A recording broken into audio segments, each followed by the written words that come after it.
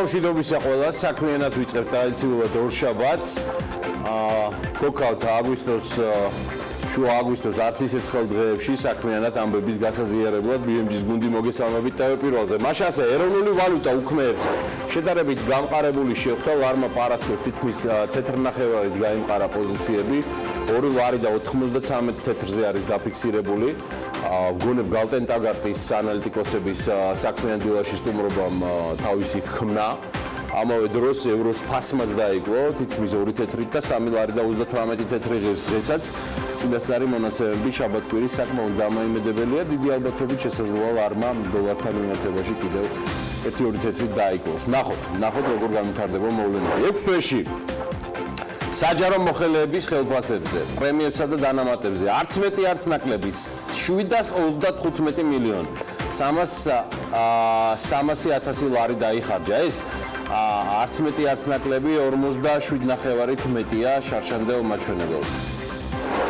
2019 წლის სახელმწიფო ბიუჯეტის შესრულების ანგარიშის მიხედვით საბიუჯეტო ორგანიზაციებმა წლის პირველ ნახევარში მივლინებებზე 40,700,000 ლარი დახარჯეს. სახელმწიფო აუდიტის ბიუჯეტის მონიტორის მონაცემების მიხედვით ეს თანხა გასული წლის ანალოგიურ მაჩვენებელთან შედარებით 3,400,000 ლარით მეტია.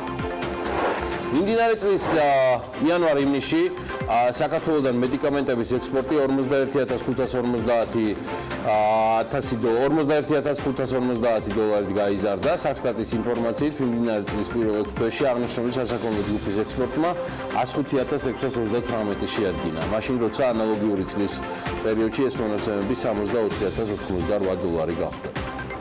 ეკონომიკის სამინისტრო საქართველოს ენერგეტიკაში 2018-19 წლებში დაწყებული პროექტები ეს დრამეს ამბობს, რომ $1 მილიარდზე მეტ ინვესტიციებს მოიტანს. ნახოთ.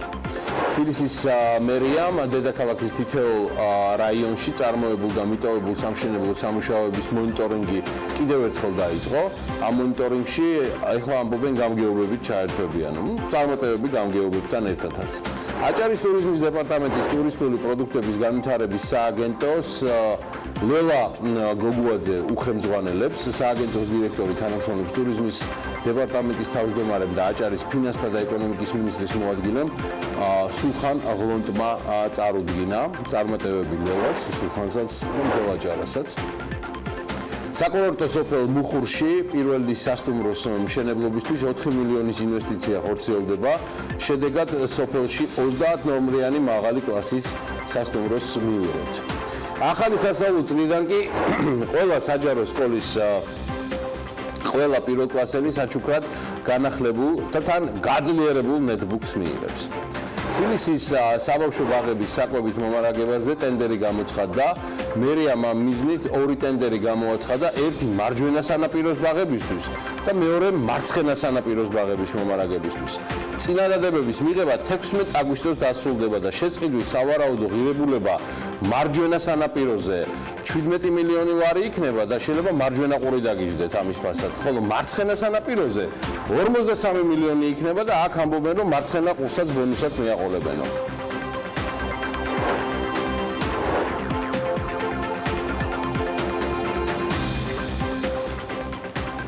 მშვიდობის ყველას.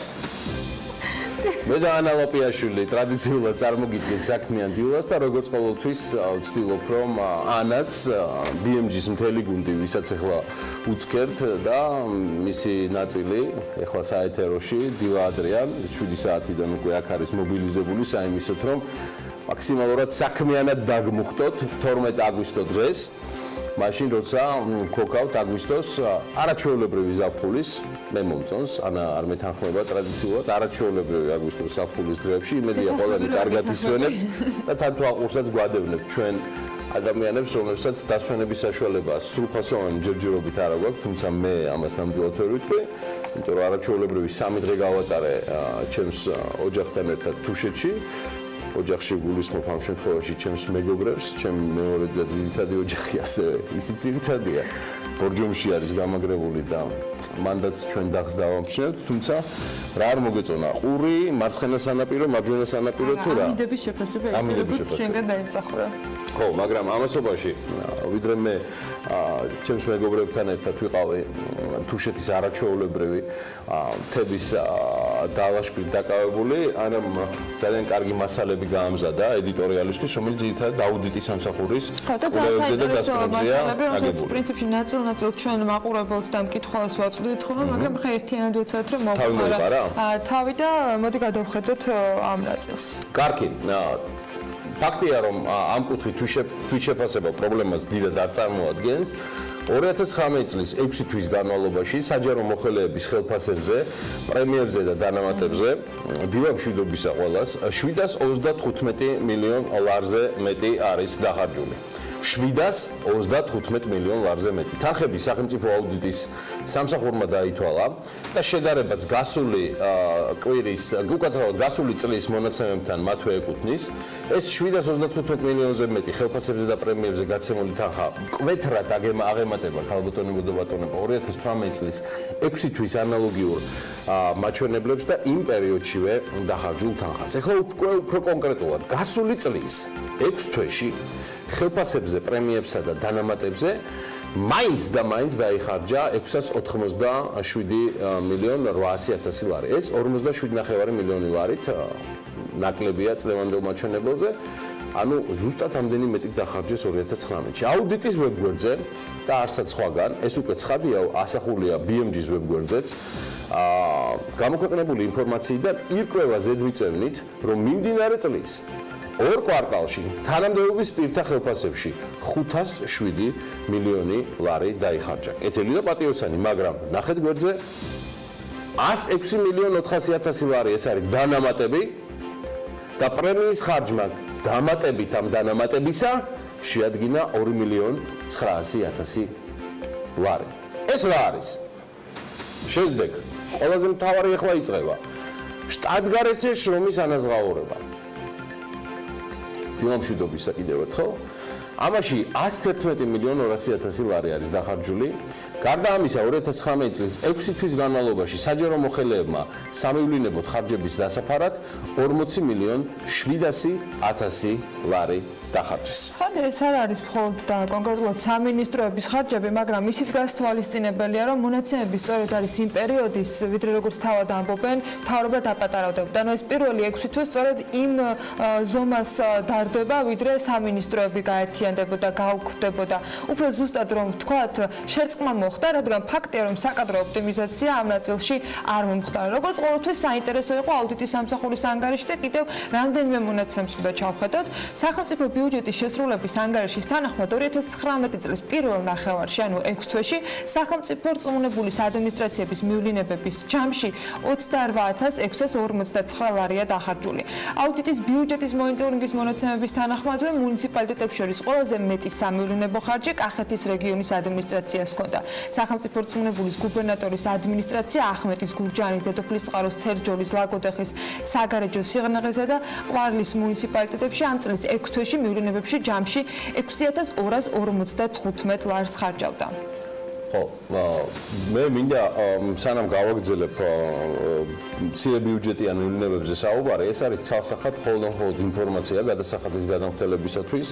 საპრეტენზიო არის რეალურად ის ნაწილი, რაზეც მე და ანა ვსაუბრობდით დასაწყისში ჩვენი ედიტორიალისა, როცა ვსაუბრობთ შემდეგზე, რომ არის დახარჯული 111 მილიონ 200.000 ლარი არასაბიუჯეტო უკაცრავად შტატგარეშე ეგრეთ წოდებულ შრომის ანაზღაურებაზე. რომელიც მეტწილად ქალბატონებო და ბატონებო იყო, არის და აღარ იქნება და დარწმუნებული ვარ, რომ აუცილებლად მივა მომავალი მთავრობა და პოლიტიკური ფორმაცია იქამდე, რომ მადამი ლოიალურად გაწყობილი პოლიტიკური კლასი არ იყოს დასაქმებული საბიუჯეტო ორგანიზაციებში ამ ეგრეთ წოდებული მუხლით, რასაც შტატგარეშე შრომის ანაზღაურება ქვია. კიდევ ერთხელ ვამბობ, ეს არის აბსოლუტურად კორუფციის მატარებელი, ნიშნების მატარებელი ხარჯი, რომელიც მთლიანად გადის ჩვენზე, ჩემზე, თქვენზე, ანავაპიაშვილზე, საეთეროში მსვლომზე, თქვენს გარშემოსვლომზე, რომელიც ახლა საქმიანი დილას არ უყურებენ და ეს 6 თვეში ჩვენ უკვე დაგვიждდა 111 მილიონი ლარი. რაც შეეხება უმთავრეს, აბსოლუტურად ვეთანხმები ანას, რეალურად სამინისტროების გაერთიანება აღმოჩნდა თავიდან ბოლომდე ფორმალური.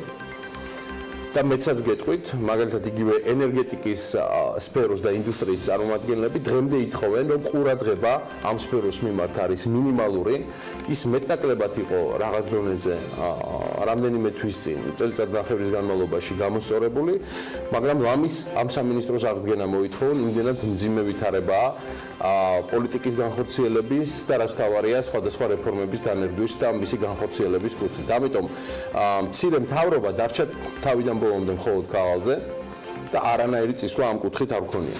მაგრამ სად გვაქვს წინსვლა და ყველაზე მცირე ბიუჯეტიანი მივლინებები მაინც ქონდა მცხეთა-მთიანეთის რეგიონს დოკუმენტის მიხედვით სახელმწიფო რწმუნებულის გუბერნატორის ადმინისტრაციამ საუბარია დუშეთზე, თიანეთზე, მცხეთაზე და ყაზბეგზე ამ მუნიციპალიტეტებში სულ 207 ლარი დახარჯა. აი რაც შეეხება სხვა რეგიონებს, სამივლინებო ხარჯები აი ესე გამოიყურება.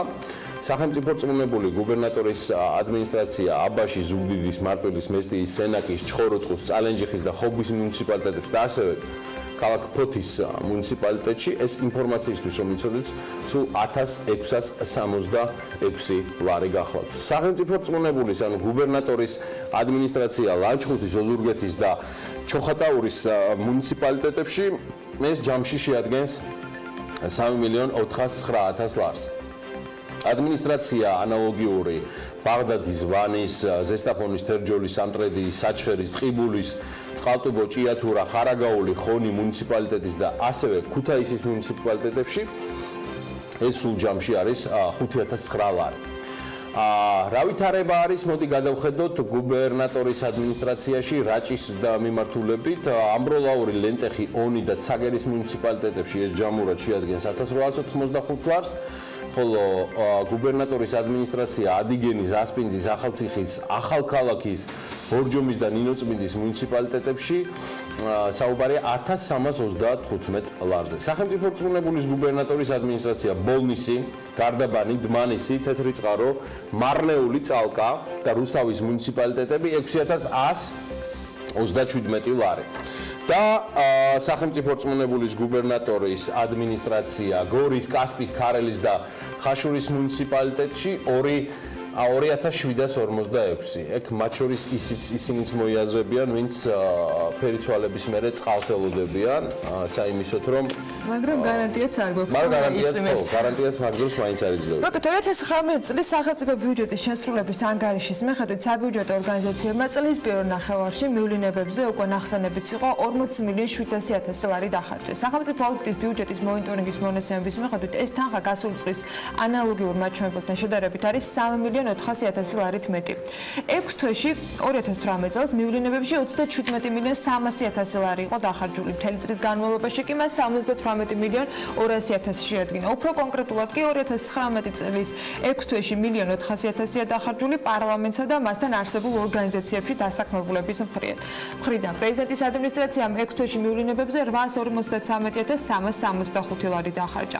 ამავე პერიოდში, ანუ 6 თვის განმავლობაში 2.300.000 ლარია დახარჯული მივლინებებში მთავრობის ადმინისტრაციის მხრიდან. ეს კი წინა წლის იმავე პერიოდისთვის შევადარებთ 1.400.000 ლარით მეტია. რაც შეეხება სხვა უწყობებს, ახლა ეკრანზე დაინახავთ შედეგს, რის მიხედვით ნაწილდება ეს საბიუჯეტო ხარჯები. 2019 წლის 6 თვეში ჯამში სახელმწიფო აუდიტის სამსახურის მიერ არის 69.376.000 დახარჯული და აქვე ცენტრალურმა საარჩევნო კომისიამ 114.653 ლარი დახარჯა. 34.713 ლარია საკონსტიტუციო სასამართლოს მხრიდან დახარჯული და ასე შემდეგ.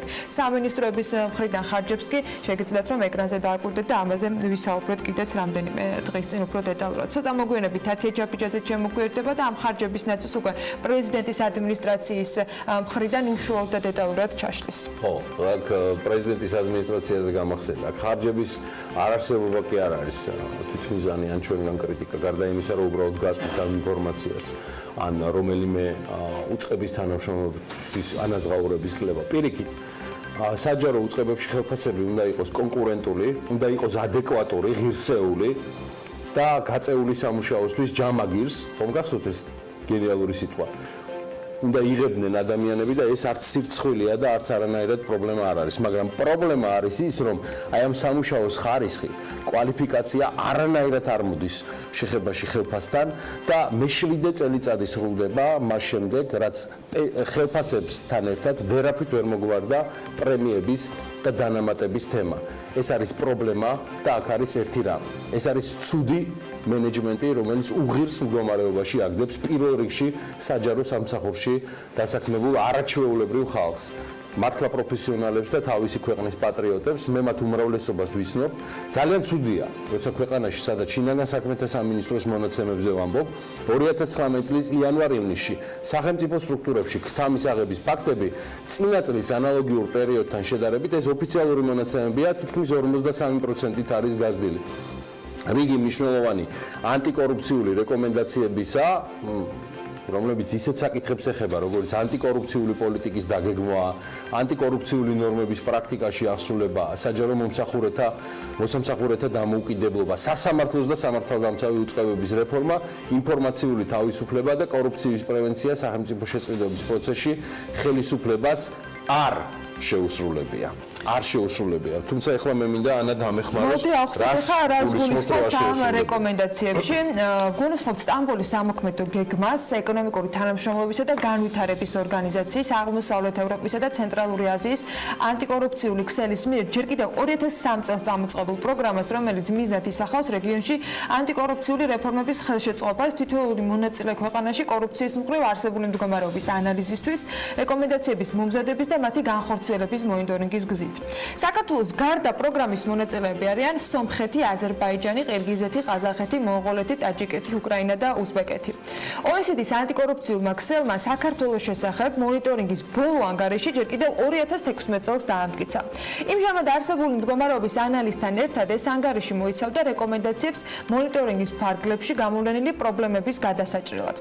ორგანიზაცია პერიოდულად აქვეყნებს ხოლმე ანგარიშებს და 2016 წელს დამტკიცებული რეკომენდაციების შესრულების მხრივ არსებული პროგრესის შესახებაც. ბოლო ასეთი ანგარიშის თანახმად, რომელიც რამდენიმე თვის წინ 2019 წლის მარტშია მიღებული, რეკომენდაციების 81 პუნქტის უმრავლესობაში საქართველოს პროგრესი არ უჩვენებია მთელი ამ 3 წლის განმავლობაში.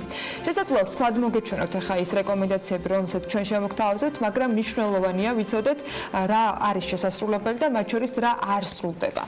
მოდი გადავხედოთ ავტორიტეტული არასამთავრობო ორგანიზაციის საერთაშორისო გამჭვირვალობის მონაცემებს. TI ამბობს, რომ შეუსრულებელი რჩება შემდეგი მნიშვნელოვანი რეკომენდაციები. ანტიკორუფციული საბჭოს პრაქტიკის გადასინჯვა მაღალი დონის კორუფციის შემთხვევებთან და კანონმდებლობის აღსრულების მხრივ არსებულ პრობლემების გასამკლავებლად, რეგულარული სოციოლოგიური კვლევის ჩატარება ანტიკორუფციული სტრატეგიის განხორციელების მხრივ არსებული პროგრესის შესაფასებლად, პარლამენტისთვის ანგარიშების რეგულარული წარდგენა ანტიკორუფციულ საქმიანობაში, პარლამენტის წევრების ჩართვის და საბჭოს ხილვადობის გაზრდის მიზნით, მე მგონი აი ჩართვა სხვა ფორმით ცოტა სარკაზმი რო შევიტანოთ, ნამდვილად მოგვარებულია. ინტერესთა კონფლიქტის მარეგულირებელი წესების და სხვა ანტიკორუფციული შეზღუდვების აღსრულების მხრივ სხვადასხვა ინსტიტუტების როლების დაზუსტება, სამინისტროებსა და ადგილობრივი ხელისუფლების ინსტიტუტებში შიდა აუდიტის სამსახურების ან სხვა შესაბამისი ორგანოების შესაძლებლობების გაძლიერება, ასევე ამ შესაძლებლობების ხილვა, რომ მსხვილ ადმინისტრაციულ ორგანოებსა და საჯარო სამართლის იურიდიულ პირებში დაწესდეს სპეციალური მოხელის თანამდებობა, რომელიც ინტერესთა კონფლიქტის მარეგულირებელი წესების და სხვა შეზღუდვების აღსრულებაზე იქნება პასუხისმგებელი. ასევე რეკომენდაციებით უზრუნველყოფილი უნდა იყოს რამდენიმე ისეთი რეკომენდაცია, როგორც არის მაგალითად შედეგების ინდიკატორების შემუშავება და რეგულარული სოციოლოგიური კვლევის ჩატარება, იმისათვის რომ გაიზომოს მთლიანად საჯარო სამსახურში და ცალკეულ ინსტიტუტებში კეთილსინთეზირების ხელშეწყობის მხრივ არსებული პროგრესი. უზრუნველყოფილი იყოს ასევე სახელმწიფოს ძირეული ფუნქციების შესრულებასთან დაკავშირებით ყველა თანამდებობა საჯარო სამსახურის კანონმდებლობის მოქმედების სფეროში მოქცევით. მინისტრებისათვის საჯარო სამსახურის დატოვების შემდგომ, ეგრეთ წოდებული უზრუნავი კარისთან დაკავშირებული საკითხის შეზღუდვების დაწესება კანონში და მათი აღსრულების ქმედითი მექანიზმის შექმნა პრაქტიკაში, რომელიც ამ დრომდე არ გვაქვს. ქონებრივი დეკლარაციების მონიტორინგის სისტემის ეფექტიანობა, ინტერესთა კონფლიქტებისა და უკანონო გამდიდრების შემთხვევების სიხშირეზე მისი გავლენის შეფასება. ასევე ქმედითი სანქციების დაწესების შესაძლებლობის განხილვა დაუსაბუთებელი გამდიდრების და ინტერესთა კონფლიქტის პრევენციის მიზნით. სასამართლოების თავმჯდომარეთა იმ უფლებამოსილებების გაუქმება, რომლებიც მოსამართლეთა კარიერას, მათ მატერიალურ უზრუნველყოფას და პასუხისმგებლობას უკავშირდება. ასევე სხვა უფლებებისა, რომლებიც მოსამართლეთა დამოუკიდებლობაზე შეიძლება გავლენასაც ახდენდნენ. გაგრძელდეს ასევე რეფორმა, რომლის მიზანიც არის პროკურორთა მიუკერძოებლობა და დამოუკიდებლობის შემდგომი გარანტია და ასე შემდეგ. ამავე დროს ნახსენები არის, რომ აუცილებლად უნდა იყოს განხილული ანტიკორუფციული გამოძიებების უფლებამოსილებების სახელმწიფო უსაფრთხოების სამსახურისგან განცალკევების შესაძლებლობა და უნდა გაუმჯობესდეს კანონ პროექტების გაუმჯობესდეს კომპანიებისათვის სახელმწიფო შესყიდვებში მონაწილეობა და ასევე აიკრძალოს მარეგულირებლის მხრიდან სავალდებულო აკრძალვა, რომელიც იქნება დანაშაულში მხილებული მენეჯმენტთა წარმომადგენლების მხრიდან. იურიდიულ პირებთან დაკავშირებით თუ ახსენე, რომ აუცილებლად უნდა დაწესდეს ბენეფიციართან მფლობელზე საუბარი, რომ გამჟღავნდეს ცენტრალიზებული რეესტრის საშუალებით, ამ შემთხვევაში განხორციელდება, ხოლო შესაბამისი ინფორმაცია ინტერნეტის საშუალებით უნდა გამოქვეყნდეს, მაინდა-მაინც ტელევიზიაზე ეს ყველაფერი არ უნდა გადიოდეს, გაუმჯობესდეს ასევე კომპანიებისთვის სახელმწიფო შესყიდვებში მონაწილეობის აკრძალვის მარეგულირებელი წესები, დაწესდეს სავალდებულო აკრძალვა იმ კომპანიების და კომპანიების მენეჯმენტის წარმომადგენლებისათვის, რომლებიც მარტივად ნახეთ, კორუფციულ გარიგებებში და დანაშაულში არიან მხილდებულნი. მარტო შავი სია კი არა. უბრალოდ დაწესდეს, გაუმჯობესდეს სახელმწიფო შესყიდვების პროცესში ინტერესთა კონფლიქტის მარეგულირებელი ნორმები. მარტივად რომ ვთქვათ, სხვადასხვა საერთაშორისო ორგანიზაციების შეფასებით ჩვენს ანტიკორუფციულ პოლიტიკას ეს თავი უნდა მოუყარო, საწვავი გადაასხა და დაწვა ისეთ მდგომარეობაშია, მაგრამ რა ვუყოთ, რომ საწვავით საკმაოდ ძვირი ღირს და ამისთვის ეს ყველაფერი გვენანება და მე რა რომ საწვავი ბოლო ერთი კვირის განმავლობაში მისი ფასი დრამატულად საერთაშორისო ბაზარზე არ გაზრდილა. ძალიან საინტერესო ამბავზე გადავალთ ახლა BMG-ს გუნდის სხვა წევრებთან ერთად, რომელსაც ანა დაანონსებს. ალავათაღიაშვილი შემოგვიდგა და დარწმუნებული ვარ, რომ ჩვენი მაყურებელი ელოდება მიმოხილვას, რომელსაც ის ყოველკვირეულად გვთავაზობს. სეზონის ბოლო ორშაბათს ნავთობის ბაზრის შეჯამებას გეკმავს ლევანი, როგორ იყო საქართველოსთვის 2018 წელი და 2019-ის განვლილი პერიოდი. ამ კითხვით მან რამდენიმე რესპონდენტსაც მიმართეთ ვისორისა და სოკარპეტროლიუმ ჯორჯიას გენერალურ დირექტორებს და საქმიანი ეთერში ახლა ლევანი ანალიზს შემოგთავაზებს, რომელიც სწორედ ნავთობის ბაზარს უკავშირდება. ლევან დილამშვიდობისა. დილამშვიდობის, ანა მევსამბით ჩვენს მაყურებელს. საერთაშორისო ბირჟებზე ნავთობის ფასი ერთი კვირის განმავლობაში თითქმის არ შეცვლილა, თუმცა შუაკვირაში ვნახეთ რამდენიმე დოლარიანი ვარდნა, მაგრამ ის კვლავ 7 დღის წინანდელ ნიშნულს მიუახლოვდა. შესაბამისად, დღეს ნიუ-იორკში 1 ბარელი ნავთობის ფასი 54.9 დოლარია. რაც შეეხება წლის მაჩვენებელს, გასული წლის სექტემბერთან შედარებით ფასი შემცირებულია 15 დოლარით.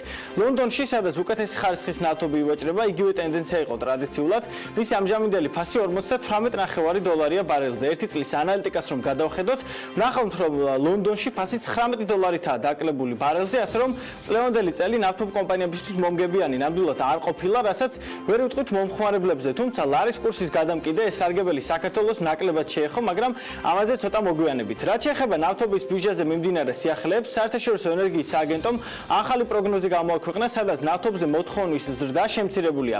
რაც ცხადია ამერიკა-ჩინეთის სავაჭრო ომის გამო მოხდა და ის რომ გლობალურ ეკონომიკურ ზრდას აფერხებს, არაერთხელ გვითქვამს ჩვენს ეთერებში. საინტერესოა რა მოხდა ამ პერიოდში საქართველოში. როგორც ჩანს, ნავთობ კომპანიები ჯერჯერობით ინარჩუნებენ ფასს და ორი კვირაა თითქმის იდენტური ღირებულებით იყიდება ბენზინი საქართველოში. ამჟამად პრემიუმის და რეგულარის ტიპის საწვავის შეძენა ყველაზე იაფად კვლავ ლუკოილში შეგიძლიათ.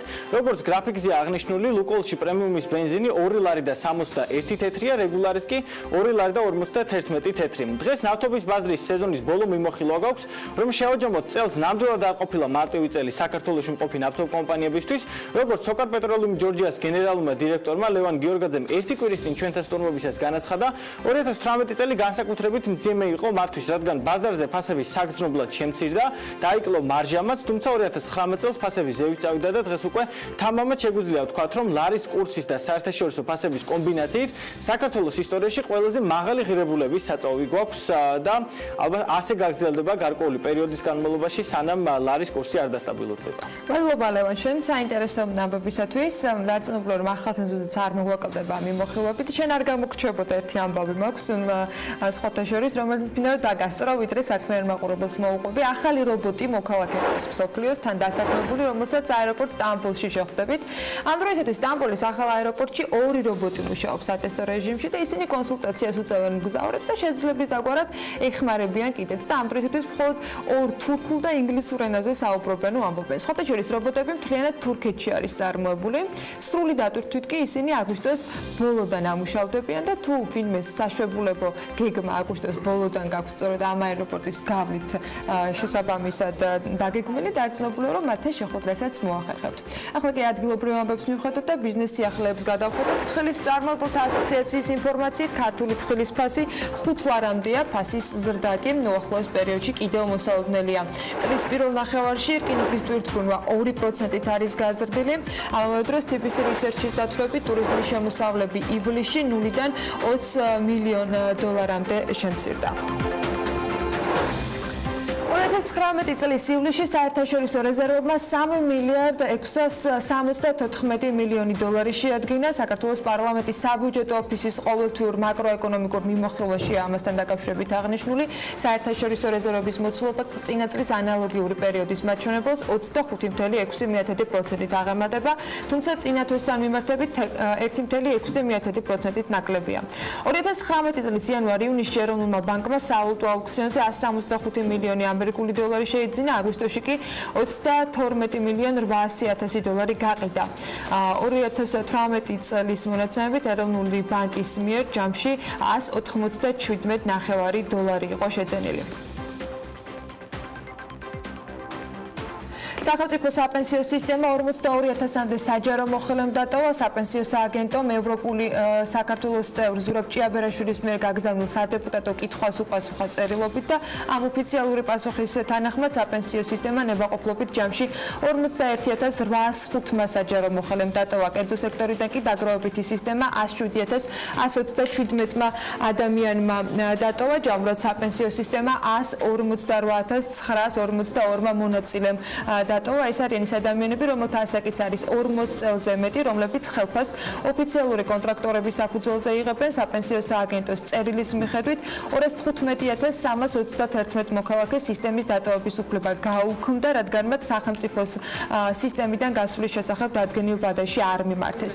სააგენტოს ინფორმაციით 2019 წლის 6 აგვისტოს მდგომარეობით ფონდში 273 მილიონი ლარია აკუმულირებული.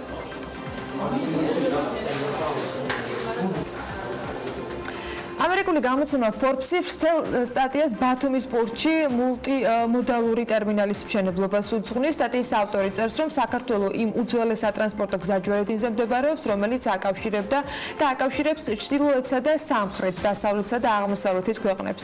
ჟურნალისტი საუბრობს ამ პროექტის როგორც თანამედროვე აბრეშუმის გზის მნიშვნელობაზე, ასევე ამერიკული კომპანია ტრამოს დაინტერესებაზე და პარტნიორობაზე ამ პროექტთან დაკავშირებით. სტატიაში აღნიშნულია, რომ ტრამო ერთ-ერთი უდიდესი ამერიკული კომპანია, რომელიც 1965 წელს დაარსდა და დღის მდგომარეობით დაახლოებით 450 თანამშრომელს ითვლის. 2011 წელს კი 500 დიდ კერძო ამერიკულ კომპანიას შორის ის 34 ადგილს იკავებდა. კიდევ ერთი საერთაშორისო გამოცემა, რომელმაც საქართველოსთან დაკავშირებით დაწერა, ეს გერმანული შპიგელია, რომელმაც სტატია საქართველოს ტურისტულ პოტენციალს მიუძღვნა. ეს არის ქვეყანა, სადაც ტყის ყვავილები, ყვითელ, ლურჯია, სამისფერ, ვარდისფერ, თეთრ და წითელ ფერებად ყვავის, წერს ავტორი და ჟურნალისტი აღნიშნავს, რომ საქართველოში არის ტურისტული ბუმი, განსაკუთრებული პოპულარობით კი უცხოელებში სულ რამდენიმე წლის წინ No-Go area სვანეთი სარგებლობს, სადაც ადრე ტურისტები გატაცებისა და თავდასხმების გამო ჩასვლას ვერ ბედავდნენ. მისი თქმით, საქართველოს ამ მთიან რეგიონში მოხვედრა ახლა ვერტმფრენებითაც არის შესაძლებელი. ტურისტები კი სვანეთში მსოფლიოს სხვადასხვა ქვეყნიდან ჩადიან, რადგან საქართველო ინვოგის ტრენდული არის. ჟურნალისტი ადგილობრივ ირმა ხერგიანსაც ესაუბრა, რომელსაც ტურისტების შემოსევის მიზეზი არ ესმის. ჟურნალისტი გერმანელ მკითხველს საქართველოში მოგზაურობას ურჩევს და დასვენებისათვის რჩევებსაც აძლევს ამ სტატიაში.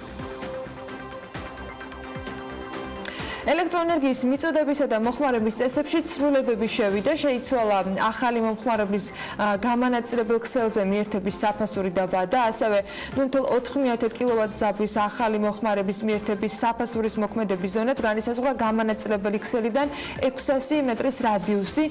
დადგენილებით ასევე გაუქმებულია განაწილების ლიცენზიანტის მიერ მიერთების ვადის გაორმაგების შესაძლებლობა და შედეგად დაბალი ძაბვის იმ ახალ მომხმარებელს, რომელთა მიერთებისთვისაც საშუალო ძაბვის ქსელის მშენებლობა იქნება საჭირო, მიერთების ვადა არ გაუორმაგდებათ.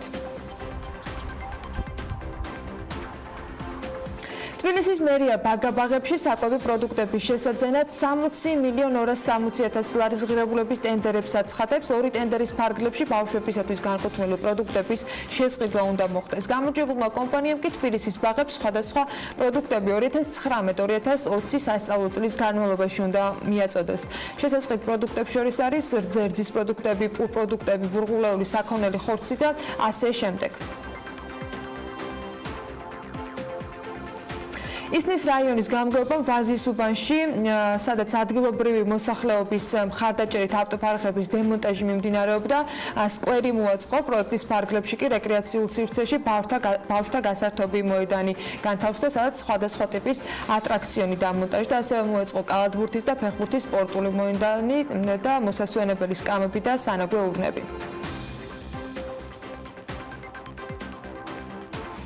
ცირკს, რომელიც უკვე მესამე წელია იყიდება, მყიდველი ამ დრომდე არ გამოუჩნდა. საპროკერო კომპანია Colliers International Georgiam ისტორიული ობიექტი მრავალფუნქციური განვითარების პოტენციალით გასაყიდად ჯერ კიდევ 2017 წლის ოქტომბერში გამოიტანა, თუმცა ინტერესი ობიექტის მიმართ ამ დრომდე არ არის. როგორც საპროკერო კომპანიაში ამბობენ, ცირკი კვლავ იყიდება. Colliers International Georgia არის ექსკლუზიური აგენტი, რომელიც მყიდველს ეძებს. ჯერ კიდევ წლის დასაწყისში დიდი ბრიტანეთის ეკონომიკა საკმაოდ ძლიერად და საგრძნობლად იზრდებოდა, თუმცა ახლა ქაოტური ბრექსიტის შიშით ეკონომიკური სრულები ფაქტობრივად პარალიზებულია და გაერთიანებული სამეფოს სტატისტიკის სააგენტოს მიხედვით 2019 წლის აპრილიდან ივნისამდე მთლიანი შიდა პროდუქტი წინა კვარტალთან შედარებით 0,2%-ით შეირყა. ეს მაჩვენებელი კი 2012 წლის შემდეგ პირველად დაფიქსირდა. მონაცემები დიდი ბრიტანეთისათვის უარყოფითი სიურპრიზი აღმოჩნდა. ეკონომისტები ეკონომიკური განვითარების უკუსლას არ პროგნოზირებდნენ. მათი ვარაუდით, მხოლოდ სტაგნაცია იყო მოსალოდნელი. სტატისტიკის სამსახურის მიერ გავრცელებული მონაცემების შემდეგ კი ფუნტი სტერლინგი დაახლოებით 90%-ით დაეცა და ამ დროისათვის 1 ფუნტი დოლარი 1 ევრო და 20 ცენტი ღირს. უკრაინის ინფრასტრუქტურის გაუმჯობესებაში 20 მილიარდი ამერიკული დოლარის ინვესტიცია ჩაიდება. უკრაინული მედია აღნიშნავს, რომ ამასთან დაკავშირებით განცხადება პრეზიდენტმა გააკეთა. ზელენსკი აღნიშნავს, რომ მომდევნო 5 წელიწადში უკრაინა კარდინალურად შეიცვლება, დაიგება გზები, აშენდება ახალი აეროპორტები და საზღვაო პორტები.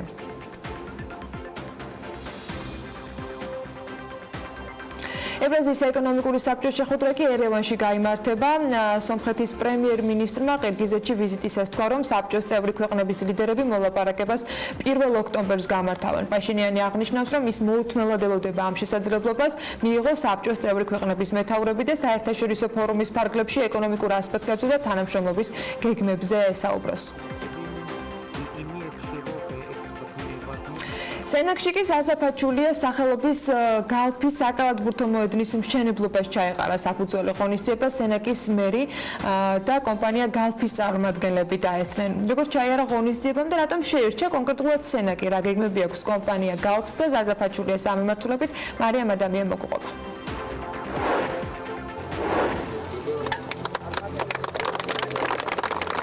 ხელი მოწერილია, კაფსულა ჩაგდებულია, 1 წელიწადში კი სენაკის ნომერ 1 საჯარო სკოლაში ზაზა ფაჩულიას სახელობის საკალათბურთო მოედანი აშენდება, რომელიც რეგიონის განვითარებისთვის და ასევე ახალგაზრდებში ჯანსაღი და სპორტული ცხოვრების წესის პოპულარიზაციის მიზნით კიდევ ერთი წინ გადადგმული ნაბიჯი იქნება, თუმცა დღეს ტერიტორიაზე მხოლოდ ბანერი დგას და ადგილობრივები სამომავლო მშენებლობისთვის ემზადებიან. ხოლო კითხვაზე თუ რატომ შეირჩა კონკრეტულად სენაკი, ზაზა ფაჩულია ასე გვპასუხობს.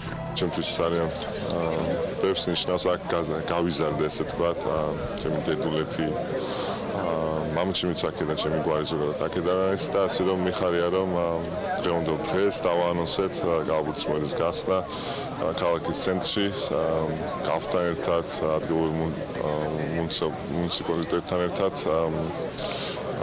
მომავალ წელს უკვე 2020 წლის ზაფხულში ოფიციალურად გავხსნით კალათბურთის მოედანს, სადაც ახალგაზრდებს, ბავშვებს მოზარდებს შეეძლება კალათბურთის თამაში და დაკავდებიან ჯანსაღი ცხოვრებით და მამაზი და ჩემთვის ყველაზე საყვარელი სპორტის სახეობით. რატო სენაკი ეს უფრო ვფიქრობ რომ ზაზას არჩევანი იყო, ეს მისი დედულეთია, ბავშვობაც დიდი ნაწილი თავის ბავშვობის გატარებული აქვს ზაფხულობით აქ და მეორე მხრივ ის რომ ამ რეგიონში აუცილებლად უნდა ყოფილიყო ესეთი სპორტული ობიექტი. ზოგადად ჩვენი მიზანი ზაზასთან ერთად გახლავთ ის რომ მაქსიმალურად ხელი შევუწყოთ ჯანსაღი ცხოვრების წესს, მეტუმეტეს ახალგაზრდებში და შემდეგ უკვე წარჩინებულ ახალგაზრდებს საშუალება მიეცეთ, ვინცაც ის მონაცემები ექნება, რომ ზაზა საკალათბურთო აკადემიაშიაც გააგრძელონ უკვე სწავლა. ზაზა ფაჩულიას სახელობის გალფის საკალათბურთო მოედნის მშენებლობას საფუძველი უკვე ჩაეყარა. ღონისძიებას სენაკის მერი ლევან კუპრეიშვილი და გალფის წარმომადგენლები ესწრებოდნენ. ზაზა ფაჩულიამ ქალაქის მერმა და გალფის მენეჯმენტმა კი ადგილობრივ კალათბურთელ ბავშვებთან ერთად მშენებლობის საძირკველში სიმბოლური კაფსულა ჩადეს და მემორანდუმს მოაწერეს ხელი. ახალგაზრდების სპორტულ ცხოვრებას დიდი მნიშვნელობა აქვს მათი განვითარებისათვის და კიდევ ერთი სპორტული მოედანი განსაკუთრებით, როდესაც ამ საქმეში მონაწილეობს ჩვენი სახელოვანი კალათბურთელი, ეს არის მაგალითი, ეს არის ჩვენი ახალგაზრდებისათვის სტიმული იმისა, რომ დაკავდნენ სპორტით. საკალათბურთო მოედნის მშენებლობა ნავთობკომპანია გალფის ორგანიზებითა და ქალაქ სენაკის მერიის მხარდაჭერით განხორციელდა. როგორც დედაქალაქის მერმა განაცხადა, ეს არის საჯარო და კერძო სექტორის თანამშრომლობის ძალიან კარგი მაგალითი და უნდა აღინიშნოს ისიც, რომ ეს ზაზა ფაჩულიას სახელობის რიგით მესამე სტადიონია, რომელიც თბილისისა და გორის შემდეგ გალფის მხარდაჭერით გაიხსნა. რაც შეეხება სამომავლო გეგმებს, 2020 წლისთვის კიდევ 2 მოედანი დაემატება, მოგვიანებით კი მთელი საქართველოს მასშტაბით ჯამში სულ 20 სტადიონის გახსნაა დაანონსებული. ახლა კვლავ ლევან თაღიაშვილი უნდა შემოგვიერთდეს საფონდო ბირჟის სეზონის ბოლო მიმოხილვით და წლის განვლილი პერიოდის შეჯამებით. ნახოთ როგორი იყო იგივე პერიოდში 2018-2019 წლების საფონდო ბირჟისათვის და როგორ გამოიხატა ეს ყველაფერი, რა თქმა უნდა, რაც მთავარია რიცხვებში. ლევან, კიდევ ერთხელ მოგესალმები, აქ რა ხდება? მოგლეთ, რადგან საფონდო ბირჟის სეზონის ბოლო მიმოხილვა გადავწყვიტა თქვენთვის შარშანდელი სექტემბრიდან მოყოლებული დღემდე დადებული გარიგებები გამეცნო და ერთად გადაგვეხედა თუ რამდენად აქტიური იყო ბირჟა ერთი სამუშაო წლის განმავლობაში. როდესაც ბირჟის ოფიციალურ ვებგვერდს მივაშორდა, ცოტა არ იყოს იმედგაცრუებული დავრჩი რიცხვებით, რადგან ეს წელი უდავოდ გამოირჩეოდა ერთ-ერთი ყველაზე აქტიური გარიგებებით. თითქმის ყოველ კვირა ჩვენ ვნახულობდით შედარებით მსხვილ გარიგებებს, თუმცა შედეგი საბოლოო ჯამში ასეთია. საავტორო სესიების დროს მთელი წლის განმავლობაში ლარში გასხვისდა 1.506.000 ფასიანი ქაღალდი და გარიგების ღირებულება 56.565 ლარზე მეტი არ იყო. რაც შეეხება დოლარს, აქ სულ 129 ფასიანი ქაღალდია გასხვისებული 135.000 მისი მონაწილე კი სააქციო საზოგადოება ემკვადრატი უძრავი ქონება და შეპესე საქართველოს სალიზინგო კომპანია იყო მხოლოდ სამწუხაროდ. შედარებით უკეთესი, თუმცა მაინც არასაკმარისი სიტუაცია გვაქვს არასაბიჯო გარიგებებისას, ანუ ეგრეთ წოდებული ფიქსინგის დროს ლარში გასხვისდა 468.000 ფასიანი ქაღალდი. მათი ჯამური ღირებულება კი 5.225.000 ლარი იყო. გრაფიკზე ხედავთ ჩამონათვალს თუ რამდენმა კომპანიამ მიიღო მონაწილეობა გარიგებებში. დოლარში ემკვადრატისა და საქართველოს სალიზინგო კომპანიის წყალობით რიცხვები თითქმის 4-ჯერ უფრო მეტია. დოლარში გაყიდულია 20.720 ფასიანი ქაღალდი ღირებულებით 21.104.000 დოლარი. აქ უნდა აღვნიშნოთ, რომ საფონდო ბირჟისთვის ეს ძალიან მცირე რიცხვებია, არათუ ერთი წლისთვის, ერთი დღისთვისაც კი, თუმცა მცირე ბაზარით არსებული აქტიურობა სამწუხაროდ მეტი საშუალებას არ გვაძლევს, თორემ უცხოურ საფონდო ბირჟებზე მსგავსი ზომის გარიგებები ალბათ ყოველწამიერად ხორციელდება არათუ ერთი წლის განმავლობაში. იმედი ახალი სეზონიდან აქტიურობას გაიზრდება ემიტენტების რაოდენობას და გარიგებებისას. ახლა კი უნდა გადავიდეთ ლონდონში. ბოლო 1 კვირის განმავლობაში ლონდონის საფონდო ბირჟაზე სადაც 4 ქართული კომპანია დალისტული, საქართველოს ბანკის 250.000 აქცია გასხვისდა 3.3 მილიონი ფუნტად, ჯორჯია კაპიტალის 184.000 ფასიან ქაღალდზე მეტი გაიყიდა 1.8 მილიონად, საქართველოს ჯანდაცვის ჯგუფის ფასიან ქაღალდებზე შემდგარი გარიგების ჯამური ღირებულება 29.000 ფუნტზე მეტი იყო, TBC ბანკს რაც შეეხება 130.000 აქციაზე მეტი გაიყიდა 1.700.000 ფუნტად. რაც შეეხება კომპანიების ღირებულებას, საქართველოს ბანკი 683 მილიონ ფუნტადაა შეფასებული, ჯორჯია კაპიტალი 376 მილიონი ღირს, საქართველოს ჯანდაცვის ჯგუფი 321 მილიონი, ხოლო TBC ბანკის ღირებულება 759 მილიონი ფუნტია, როგორც ამას გრაფიკზე ხედავთ. საქართველოს საფონდო ბირჟას და მის ინდექს J6-იც უნდა ვისაუბროთ. შარშან სექტემბერში მისი მონაცემი დაახლოებით 154 ერთეული იყო. მთელი წლის განმავლობაში ის 100 თუ ისე ხშირად, თუმცა მაინც იცვლებოდა. მისი მინიმალური ზღვარი იყო 122 პუნქტი, მაქსიმალური კი სულ რამდენიმე დღის წინ 2 აგვისტოს დააფიქსირა და ის 160 პუნქტამდე გაიზარდა. ამჟამად მისი მაჩვენებელი 161.4 პუნქტია. და ბოლოს საბაზრო კაპიტალიზაციასაც უნდა შევეხოთ. სექტემბერში ის 2 მილიარდი 627 მილიონი იყო. ახლა კი ის შემცირებულია, რადგან სწორედ 2018 წლის მე-9 თვეში ძალიან ბევრი კომპანიის დელისტინგი მოხდა, რადგან მათზე გარიგებები არ იდებოდა დიდი ხნის განმავლობაში. მოკლედ, დღევანდელი მონაცემებით ბირჟის კაპიტალიზაცია 1 მილიარდ 951 მილიონი ლარია, როგორც ამას ეკრანზე ხედავთ, ასე რომ სექტემბრიდან განახლებული მონაცემები და განახლებული გარიგებებით დაგებრუნდებით აუცილებლად. ეს სატელევიზიო, თუმცა ამბები არ მოგვაკლდება არც ერთ შემთხვევაში BMG-ის მკითხველებისათვის და ამისთვისაც აუცილებლად გავაგზავნებთ ბირჟის მიმოხილვებს. ნახლა უკვე გარემოს ეროვნული სააგენტოს მიერ მოწოდებულ ინფორმაციას გადავხედოთ, როგორი ამინდი იქნება დღეს მთელი საქართველოს მასშტაბით და როგორც ამბობენ, ამინდი განპირობებული იქნება სამხრეთიდან გავრცელებული ცხელი ჰაერის მასები და მოსალოდნელი არის ცვალებადი მოყოლობა, უმეტესად უნალექოთ ჩაევრის დღე და იქროლებს ცვალებადი მიმართულების ქარი. სოხუმში დღის განმავლობაში 30 გრადუსი იქნება, ბათუმში 29, ქობულეთში 28 გრადუსი, ქუთაისში მაქსიმალური ტემპერატურა 32 გრადუსია ნავარაუდები, ზუგდიდში 33, ანაკლიაში 31, ოზურგეთში 32, ონში 30, გორში 32, ცხინვალში 31, მარნეულში 30 გრადუსი იქნება, რუსთავში 32 გრადუსს მიაღწევს ტემპერატურა. 31 გრადუსია ნავარაუდები ახალციხესა და ბორჯომში, ბაკურიანსა და ახალქალაქში 28 გრადუსი დაფიქსირდება და სტეფანწმინდაში 21 გრადუსს მიაღწევს ტემპერატურა. თელავში კი 29 გრადუსია მოსალოდნელი. რაც შეეხება თბილისს, რო გამოშვებით ღრუბლიანობა მოიმატებს დედაქალაქში, უმეტესად უნალექოთ ჩაევლის დღე იქნება ცვალებადი მიმართულების გარე დაახლოებით 7-12 მეტრი წამში და მაქსიმალური ტემპერატურა დღის განმავლობაში 29 გრადუსია ნავარაუდები. ასე ამინდი გველდება 12 აგვისტოს მთელი საქართველოს მასშტაბით და რა თქმა უნდა, დღევანდელი დღე საქმიანია, პირველი საქმიანი სტუმრები კი რეკლამის შემდეგ შემოგვიერთდებიან რამდენიმე წუთში დაგიბრუნდებით.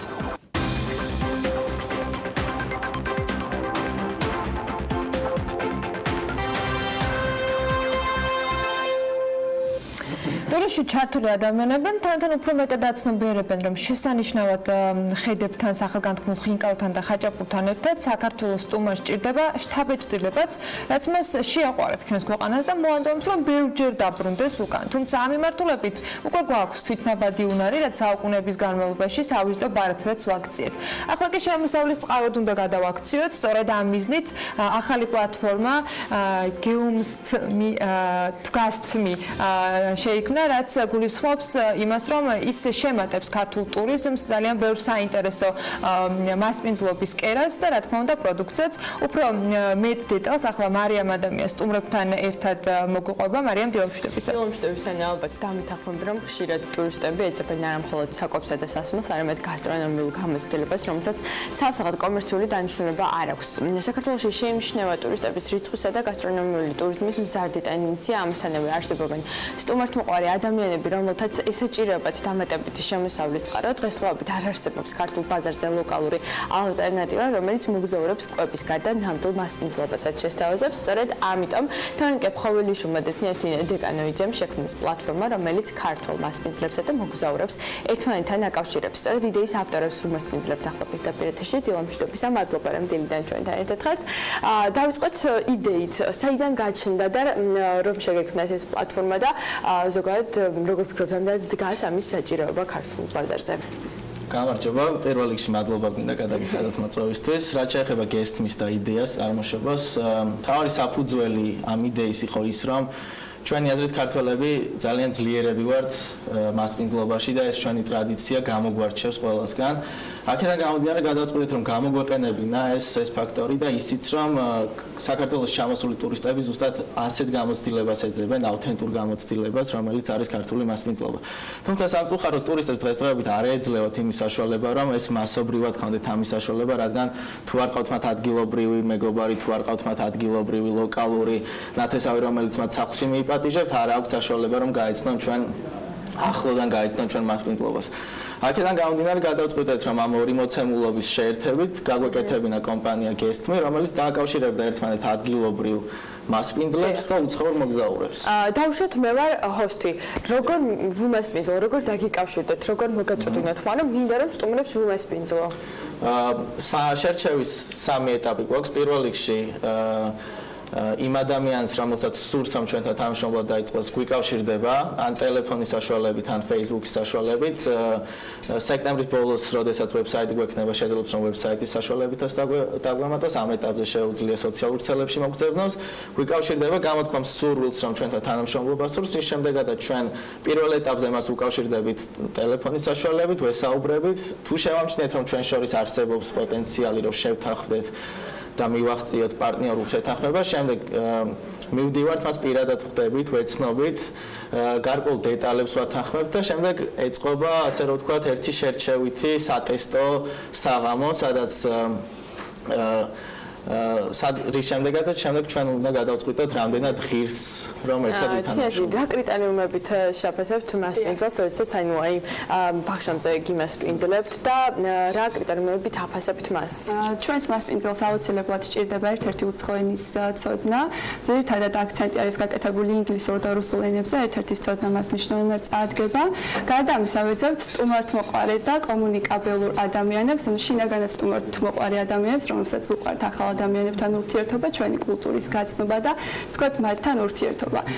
გარდა ამისა, ბუნებრივია გემრიელადაც უნდა ამზადებდნენ, თუმცა ჩვენი ვთქვათ ტრადიციებიდან გამომდინარე ძალიან მარტივი არის ადამიანების პოვნა, რომლებიც გემრიელად ამზადებენ და შეუძლიათ გემრიელი კერძებით გაუმასპინძლდნენ. პრობლემა და გამოწვევა რა არის ამ შემთხვევაში, მაშინ ენა და კომუნიკაცია?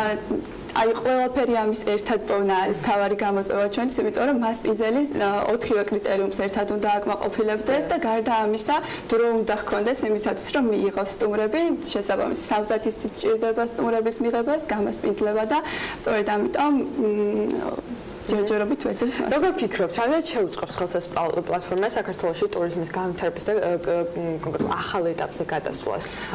აღნიშნული მომსახურება ახდენს ტურისტული პროდუქტების დივერსიფიკაციას ქართულ ტურისტულ ბაზარზე, შესაბამისად პროცენტულად ბევრად მეტი ტურისტი გვეყოლება, რომელიც სასურველ შეთავაზებას ნახულობს ბაზარზე და ოდნავ უფრო კმაყოფილები მაინც დაბრუნდებიან საკუთარ ქვეყნებში. აღნიშნული კმაყოფილება, როგორც წესი, გადაითარგმნება ხოლმე დაბრუნების კოეფიციენტის ზრდაში, მეგობრების და კოლეგების წრეში გავრცელებით, რაც უფრო მეტი, ასე ვთქვათ, ტურისტის შემოდინებას ფიქრობთ, რომ გამოიწვევს. ვინმე უშუალოდ კონკრეტულად აი სტარტაპის შიგნით ჩავალ და უფრო პრობლემებზე და გამოწვევებზე ვისაუბრებ, მანამდე მინდა კითხოთ ასევე რა ცოდნა და გამოცდილება გიმაგრებთ ზუგრს, რომ აი ამ მიმართულებით საკუთარი თავის რეალიზება მოახდინეთ? პირველ რიგში უნდა აღნიშნოთ, რომ მე და თინათინსაც არის ბიზნეს განათლება გვაქვს.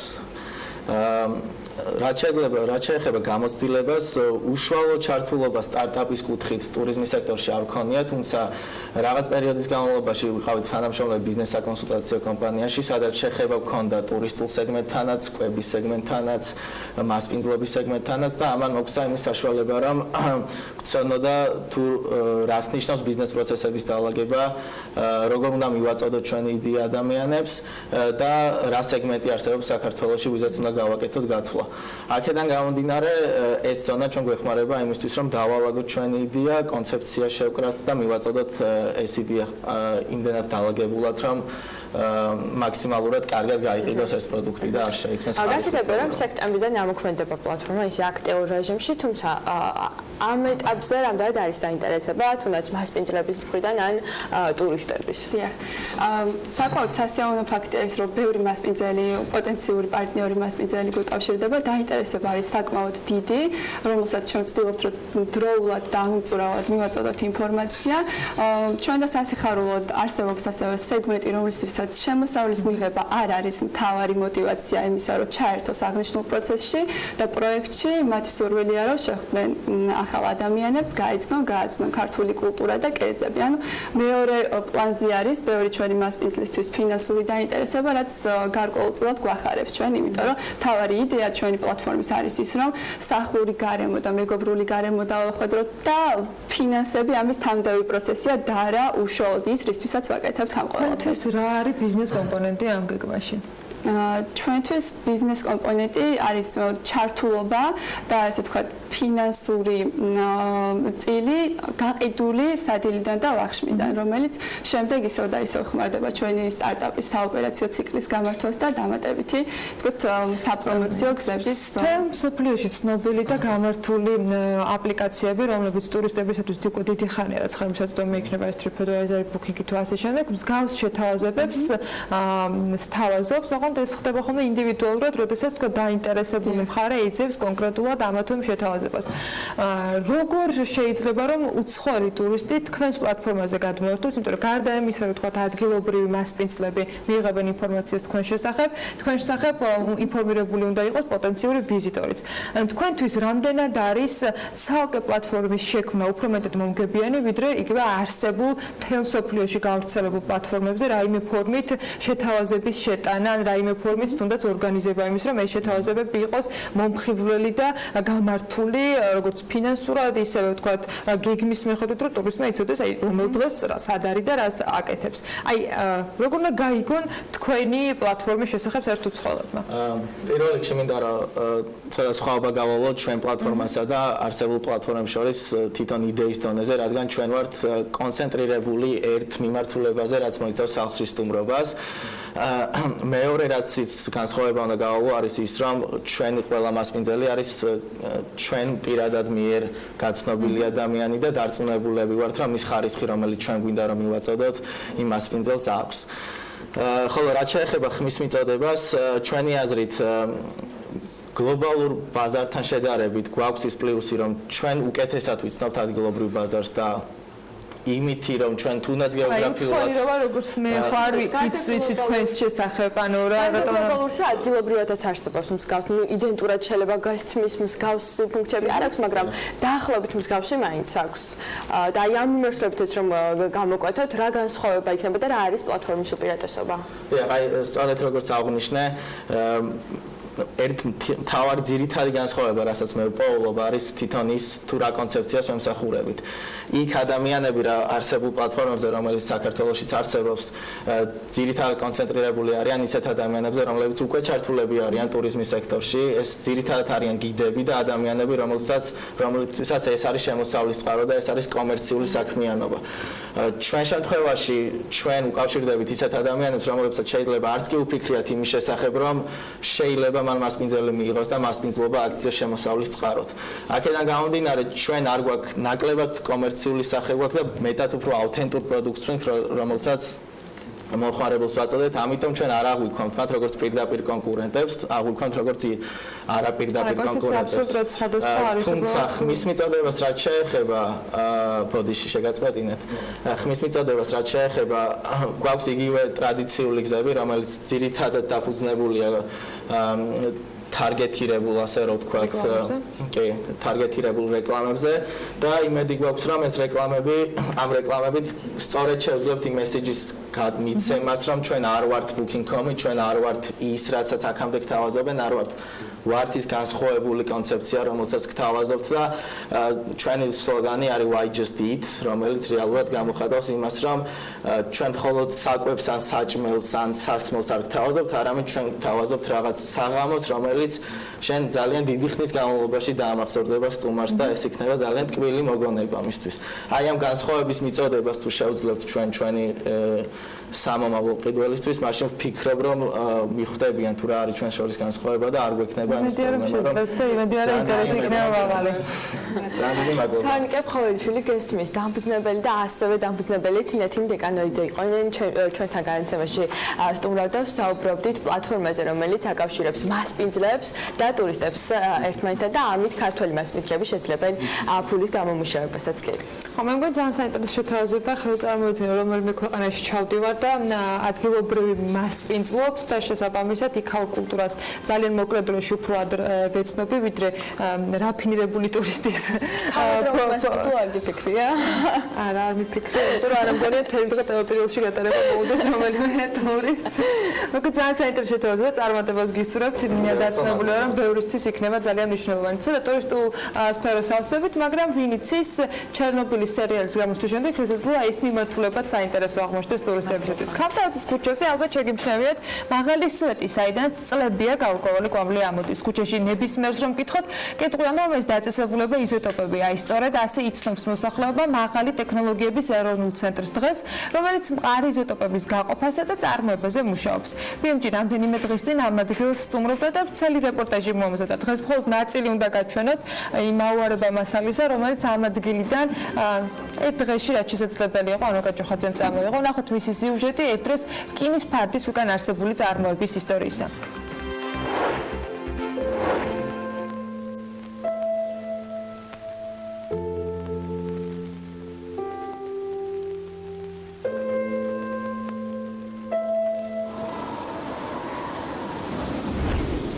It took about 45 seconds from the time the bomb left the airplane until it exploded.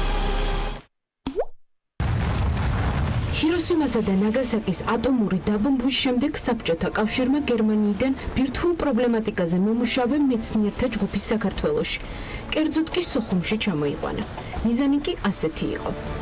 ამოცანა იყო ურანის იზოტოპების განცალკევება, ანუ ურანის იზოტოპის ურან 235-ის გამდიდრება იმ დონემდე, რომ ყოფილიყო ვარგისიანი ბირთვული იარაღის შექმნისათვის. გერმანელმა ფიზიკოსებმა საქართველოში დაახლოებით 10 წელი დაჰყვეს. მისი შესრულების შემდეგ კი სამშობლოში დაბრუნდნენ. საქართველოს კი მაღალი ტექნოლოგიების უნიკალური ცენტრი დარჩა, რის შემდეგაც სტაბილური იზოტოპების, ბორის, ჟანგბადის, აზოტის განცალკევების მეთოდების შემუშავება დაიწყო.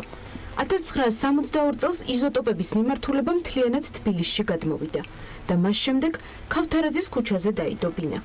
იმდროინდელი უშიშროების სამინისტროს დაქვემდებარების ქვეშ მყოფი უწყება 2000-მდე თანამშრომელს აერთიანებდა, რომლებიც გასაიდუმლოებულ სამუშაო საწარმოებდნენ. არავინ იცოდა გისოსებს მიღმა არსებულ ფართობზე რა ხდებოდა და რატომ ამოდიოდა მაღალი სვეტიდან კვამლი. განსაკუთრებული მოთხოვნა ბორის იზოტოპზე იყო, თუმცა მოთხოვნის მიუხედავად ყოველ გადაწყვეტილებას ზემდგომი ორგანო იღებდა. შესაბამისად ფიზიკოსები გარკვეულ ჩარჩოებში იყვნენ მოქცეულები.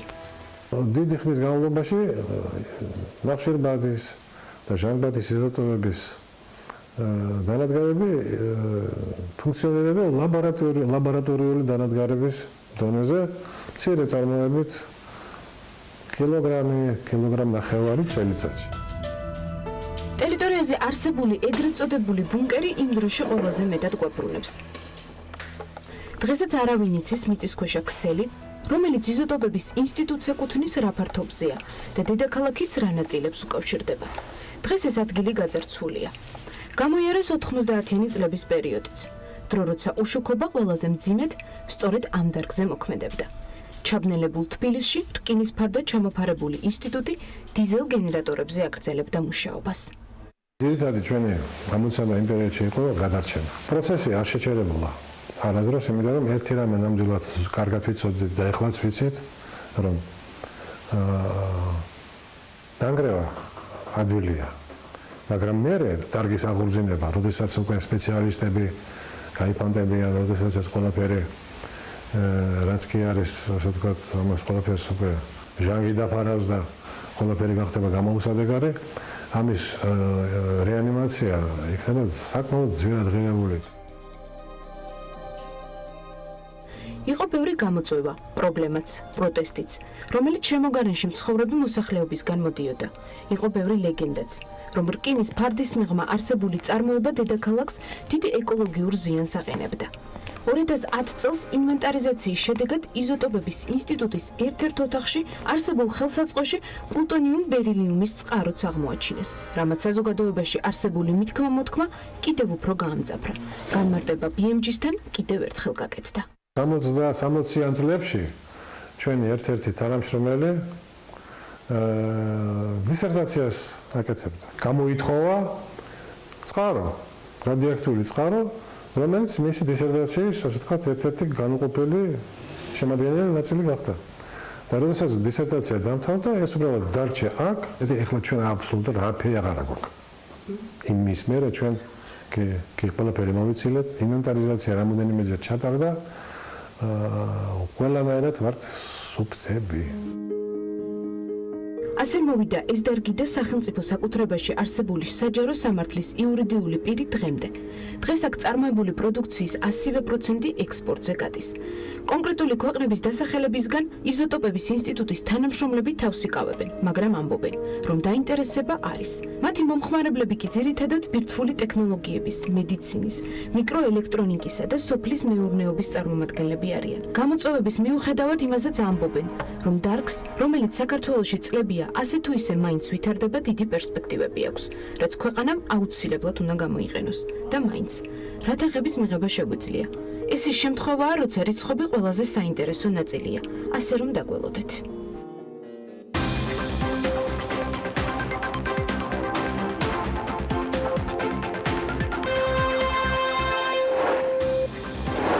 $3,674 მილიონი საქართველოს საერთაშორისო რეზერვები 25.6%-ით არის გაზრდილი. სახელმწიფო საპენსიო სისტემა 42,000-მდე საჯარო მოხელემ დატოვა ამ მონაცემებით. 2019 წლის 1 ივლისის მდგომარეობით კომერციულ ბანკებს ეკონომიკის დარგებზე მთლიანად $28 მილიარდზე მეტი სესხი აქვთ გაცემული. მონაცემებს თუ ჩავხედავთ, ყველაზე მეტი სესხი ბანკების მხრიდან მრეწველობის სექტორზეა გაცემული. პარლამენტის საბიუჯეტო ოფისის შეფასებით მიმდინარე წლის ივნისში ფულადი გზავნილების მნიშვნელოვანი ზრდის ტრენდი შენარჩუნდა. საბიუჯეტო ოფისის ყოველთვიურ მაკროეკონომიკურ მიმოხილვაში აღნიშნულია, რომ წინა წლის შესაბამის პერიოდთან შედარებით 2019 წლის ივნისში ფულადმა გზავნილებმა 6.3%-ით მოიმატა და $123,600,000 შეადგინა. გზავნილების ძირითად წყაროს ევროკავშირის ქვეყნებში და რუსეთიდან გადმოგზავნილი თანხები წარმოადგენს. ევროკავშირის წილი 40%-ია, რუსეთის 24%. საანალიზო პერიოდში გზავნილების მოცულობა მნიშვნელოვნად მოიმატა პოლონეთიდან, საფრანგეთიდან, ყაზახეთიდან, უკრაინიდან, იტალიიდან, საბერძნეთიდან, ესპანეთიდან, გერმანიიდან, შეერთებული შტატებიდან და ასე შემდეგ. 2019 წლის პირველ ნახევარში საქართველოში $173,894,000 ღირებულების ბუნებრივი გაზის იმპორტი განხორციელდა, რაც გასული წლის ამავე პერიოდის მაჩვენებელს დაახლოებით 8 მილიონით აღემატება. ეს ინფორმაცია BMG საქსტატიდან გამოითხოვა. ბუნებრივი გაზის იმპორტის მთავარი წყარო აზერბაიჯანია, საიდანაც 6 თვეში ქვეყანაში $164,600,000 გაზის იმპორტი განხორციელდა და 4 მილიონით მეტია ეს 2018 წლის პირველ ნახევართან შედარებით. ამასთანავე საქსტატის ინფორმაციითვე საანგარიშო პერიოდში რუსეთიდან გაზის იმპორტის ღირებულებამ 63%-ით მოიმატა. წლის პირველ ნახევარში იმპორტმა 9,600,000 შეადგინა, 2018 წლის ამავე პერიოდში კი $5.7 მილიონი იყო. 2019 წლის პირველ 6 თვეში საქართველოდან ექსპორტზე $22,800,000 1.3 ტონა დაუმუშავებელი ან ნახევრად დამუშავებული ოქროს ექსპორტი განხორციელდა. ოფიციალური სტატისტიკის მიხედვით, რომელიც საქსტატისგან არის ასევე გამოთხოვილი, ოქროს დიდი წილი $28 მილიონი საქონელი შვეიცარიაშია ექსპორტირებული. მცირე რაოდენობით ოქრო გატანილია არაბთა გაერთიანებულ საემიროებსა და თურქეთში. რაც შეეხება ბოლო რამდენიმე წლის სტატისტიკას, 2013 წელს ქვეყნიდან $73 მილიონი 4.3 ტონა დაუმუშავებელი და ნახევრად დამუშავებული ოქროს ექსპორტი განხორციელდა. 2014 წელს $39 მილიონი ოქრო გავიდა, 2015-ში $72 მილიონი, 2016-ში $81 მილიონი, 2017-ში $70,000 და 2018 წელს ეს რიცხვი იყო $79,800,000 ოქრო. საქართველოს შესაძლოა მეაბრეშუმეობის განვითარება დაიწყოს. BMG სამეცნიერო-კვლევითი ცენტრის მეაბრეშუმემ უთხრა ამასთან დაკავშირებით. ამჟამად მათთან ერთად სოფლის მეურნეობის სამინისტროს ინიციატივით მეაბრეშუმეობის დაფინანსებისათვის საჭირო პროექტის შექმნის პროცესი მიმდინარეობს. სოფლის მეურნეობის სამინისტროსთან ერთად კეთდება ეს პროექტი და დაფინანსდება მეაბრეშუმეობა. ჯერ მხოლოდ მონახაზები არსებობს, რამდენად განხორციელდება პროექტი. ამას ვერ ამბობენ. დადებითი ძვრები კი შეინიშნება სოფლის მეურნეობის მეურნეობის სამინისტროსთან შეხვედრები გრძელდება და ამ თემაზე ინტენსიურად მუშაობენ. მინისტრი დაინტერესებულია, პროგრამა არის გაკეთებული, მაგრამ ცალკეულ დარგში პროექტები ჯერ გასაკეთებელია და უახლოეს ხანში ესეც იქნება საკითხი სოფლის მეურნეობის სამინისტროს პრეროგატივა, თუ განვითარდა შემდგომ ფინანსებთან დაკავშირებით უკვე ეკონომიკის სამინისტროსთან შეთანხმების საფუძველზე უნდა განხორციელდეს ის, ამბობს ამ დარგის წარმომადგენელი და როგორც ბარამიძე აღნიშნავს, იმ შემთხვევაში თუ პროექტი განხორციელდა, ეს პირველ რიგში სოფლად მცხოვრებ მოსახლეობას ეკონომიკური თვალსაზრისით დაეხმარება. შემოვიწყოთ ბაღებში არსებული თხილის ხარისხი და თამამად შეგვიძლია ვთქვათ, რომ წელს თხილის ძალიან მაღალი ხარისხია, განაცხადა BMG-სთან თხილის მწარმოებელთა ასოციაციის აღმასრულებელი საბჭოს თავმჯდომარე მერაბ ჭითანავა. მისივე თქმით, სწორედ ხარისხიანი თხილის მოსავლის და მსოფლიო ბაზრის დინამიკის გამო ამჟამად გაუტეხავი თხილის ფასი დაახლოებით 2 ლარი და 50 თეთრიდან 4 ლარი და 50 თეთრიდან 5 ლარამდე მერყევს, თუმცა ეს საბოლოო ფასი არ არის და მისი ზრდა მოსაოდნელია. ასოციაციის თავმჯდომარის განცხადებით, რომ გასულ წელს ფაროსანას მიერ დაზიანებული 1 კილოგრამი თხილის ფასი დაახლოებით 2 ლარი და 50 თეთრი იყო. მისივე პროგნოზით შესაძლოა არის, რომ წლევანდელმა მოსავალმა გასული წლის მოსავალს მნიშვნელოვნად გადააჭარბოს.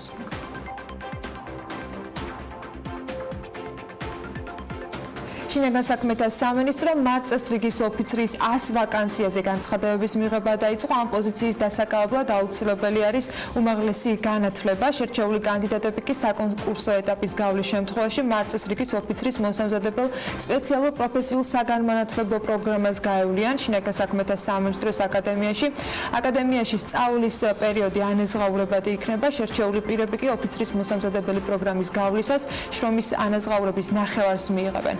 სწავლების წარმატებით დასრულების შემთხვევაში ეტაპობრივად გადანაწილდებიან ოფიცრების სამოქმედო ტერიტორიებზე. გუდაურის გადმოსახედის განვითარების მეორე ეტაპის დაწყება 2019 წლისათვის იგეგმებოდა, თუმცა პროექტი 2020 წლისთვის გადაიდო. BMG-სთან ყაზბეგის მერის მოადგილე ამბობს, რომ ყაზბეგის მუნიციპალიტეტს 2018 წელს დამტკიცებული ხარჯ-დაღრიცხვის სისტემის შესწავლა გაუთვალისწინებელი ხარჯების გამო მოუწია. წელს ძალიან ბევრი ინფრასტრუქტურული პროექტი ჰქონდა და ადგილობრივ ბიუჯეტში იმისთვის თანხა აღარ დაგვრჩა, რომ პროექტი გაგვეთვალისწინებინა. უფრო პრიორიტეტული პროექტები ჰქონდა, ამბობს დავით ქირიკაშვილი. მისივე განმარტებით პროექტის მეორე ეტაპის განხორციელებისათვის ხარჯ-დაღრიცხვის ხელახალი შედგენა გახდა საჭირო. როგორც ქირიკაშვილი განმარტავს, კომპანიამ, რომელმაც გუდაურის გადმოსახედის პირველი ეტაპის რეაბილიტაცია განახორციელა, მან სახელშეკრულებო პირობები შეასრულა და მუნიციპალიტეტთან მუშაობა დასრულებული აქვს. ახლა პროექტზე ხელახალი ტენდერი უნდა გამოცხადდეს, რის შემდეგაც უკვე გამარჯვებული კომპანია დაიწყებს მშენებლობას.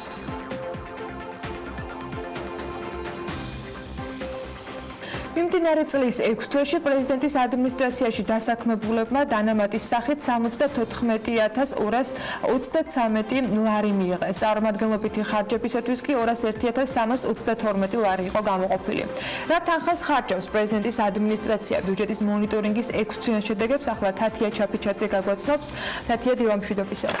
მშვიდობისა, დიახ, სახელმწიფო აუდიტის ბიუჯეტის მონიტორის მონაცემების მიხედვით 2019 წლის 6 თვეში საქართველოს პრეზიდენტის ადმინისტრაციამ შრომის ანაზღაურებაზე ჯამურად 1,900,000 ლარი დახარჯა. აქედან თანამდებობრივ სარგოზე 1,400,000 ლარი გაიცა, 74,223 ლარი კი პრეზიდენტის ადმინისტრაციაში დასაქმებულებმა დანამატების სახით მიიღეს. ამ წელს პრეზიდენტის ადმინისტრაციაში შტატიან თანამშრომელთა რაოდენობა 91-ით განისაზღვრა, თუმცა აღმოჩნდა, რომ ადმინისტრაციას დამატებით 50 შტატგარეშე თანამშრომელი წყავს. შტატგარეშეთა შრომის ანაზღაურება კი სახელმწიფოს 549,059 ლარი დაუჯდა. სახელმწიფო აუდიტის ბიუჯეტის მონიტორის მონაცემების მიხედვით ასევე ირკვევა, რომ წარმომადგენლობითი ხარჯებისთვის 201,322 ლარი დახარჯულა. საქართველოს პრეზიდენტის სალომე ზურაბიშვილის მივლინებები კი 6 თვეში სახელმწიფოს 853,365 ლარი დაუჯდა. რაც შეეხება ქვეყნის შიგნით გადაადგილების ხარჯებს, სავარაუდოა, რომ პრეზიდენტმა სამსახურში ფეხიციარული გადაიფიქრა, ვინაიდან საწვავის ხარჯმა 6 თვეში 25,706 ლარი შეადგინა. ირკვევა ასევე ისიც, რომ პრეზიდენტის ადმინისტრაციას 9 ავტომობილი ემსახურება, მათი შენახვისა და ექსპლუატაციის ხარჯი კი საანგარიშო პერიოდში 5,988 ლარი იყო. მადლობა თათია მიმოხილვისათვის. ზოგადად საქმიანი დილის ეთერში სახელმწიფო ბიუროკრატიის შემცირებაზე და ეფექტიანობის გაზრდის შესახებ ხშირად გვიწევს ხოლმე საუბარი, თუმცა ამაზე მხოლოდ ჩვენ არ ვფიქრობთ, როგორც აღმოჩნდა ახალგაზრდებიც არ აკლებენ მსჯელობას და მოქმედებასაც. სტარტაპ მოქალაქე, რომელიც ჩვეულებრივ ადამიანებს და სახელმწიფო სტრუქტურებს შორის შესაძლო მომავალში შუამავალიც გახდეს, ლევან თაღიაშვილმა უნდა გაგვეცნოს, ახლა სწორედ ის გვერდება სტუმართან ერთად საქმიანი დილის ეთერში. კიდევ ერთხელ მოგესალმებით. კიდევ ერთხელ დილა მშვიდობის. მოქალაქე არის ყოველდღიური პრობლემების ფიდბექ სისტემა სახელმწიფოსა და მოქალაქეებს შორის კონტაქტის გასამარტივებლად. აპლიკაცია განკუთვნილია მოქალაქისთვის და სახელმწიფო სამსახურისთვის. პლატფორმის დახმარებით ნებისმიერი მოქალაქე ერთ წუთში შეძლებს პრობლემის თაობაზე განცხადების გაგზავნას, სადაც ეს ინფორმაცია დამუშავდება, თუმცა ეს ყველაფერი არა და აპლიკაციას სხვა სასარგებლო ფუნქციებიც აქვს. მისი დამფუძნებელი არი გიორგანაშვილი უნდა შემოგვიერთდეს, ახლა რომელთან ერთადაც მოქალაქის შესაძლებლობებზე ვისაუბრებთ, ის გვიერთდება სწორედ საქმიანი დილის ეთერში. დილა მშვიდობის. დილა მშვიდობის. პირველ რიგში გვითხარი, რატო გადაწყვიტე 19 წლის ასაკში მსგავსი აპლიკაციის გაკეთება, იმიტომ რომ საკმაოდ ისეთი მნიშვნელოვანი დატვირთვა აქვს, საკმაოდ ისეთი პასუხისმგებლიანი მოქალაქე, რომ გააკეთებდა ისეთი აპლიკაცია არის, ასე რომ რატო გადაწყვიტე ეს მოგიღო პირველ რიგში? როგორც ყველა მეც ხვდები სხვადასხვა პრობლემებს ქალაქში, ზოგადად, მარტო ქალაქში არა, ყველგანაა პრობლემები. და მთავარი პრობლემა ის არის, რომ ამ განცხადების შეტანა გაცილებით მეტ ძალისხმევას მოითხოვს, ვიდრე ჩვენი სურვილია, რომ გამოსწორდეს. ანუ ყველა არ გაიმეტებს თავის ძვირფას დროს, რომ ეს პრობლემა ამ პრობლემაზე განაცხადოს მერიაში, ან სხვადასხვა სამსახურებში. როგორ მუშაობს მოქალაქე და როგორ გადაჭრის შენი აზრით ამ პრობლემას? იმიტომ რომ ძალიან ბევრი ბიუროკრატია არის იმისათვის გასავლელი, რომ დღეს რაიმე პრობლემის შესახებ ამცნო, ან თუნდაც ან ქალაქის მერს, ან სხვა ნებისმიერ მთავრობის წარმომადგენელს. მოქალაქე ძალიან მარტივად მუშაობს. ჩვეულებრივ მომხმარებელი ჩაიწერს აპლიკაციას და პრობლემის დაფიქსირების შემთხვევაში გახსნის მას, აირჩევს კატეგორიას, სრულმისამებრ მიაწერს კომენტარს ან გადაიღებს სურათს და აფიქსირებს ლოკაციას, ადგილმდებარეობას პრობლემისას და მარტივად გაგზავნის განცხადებას.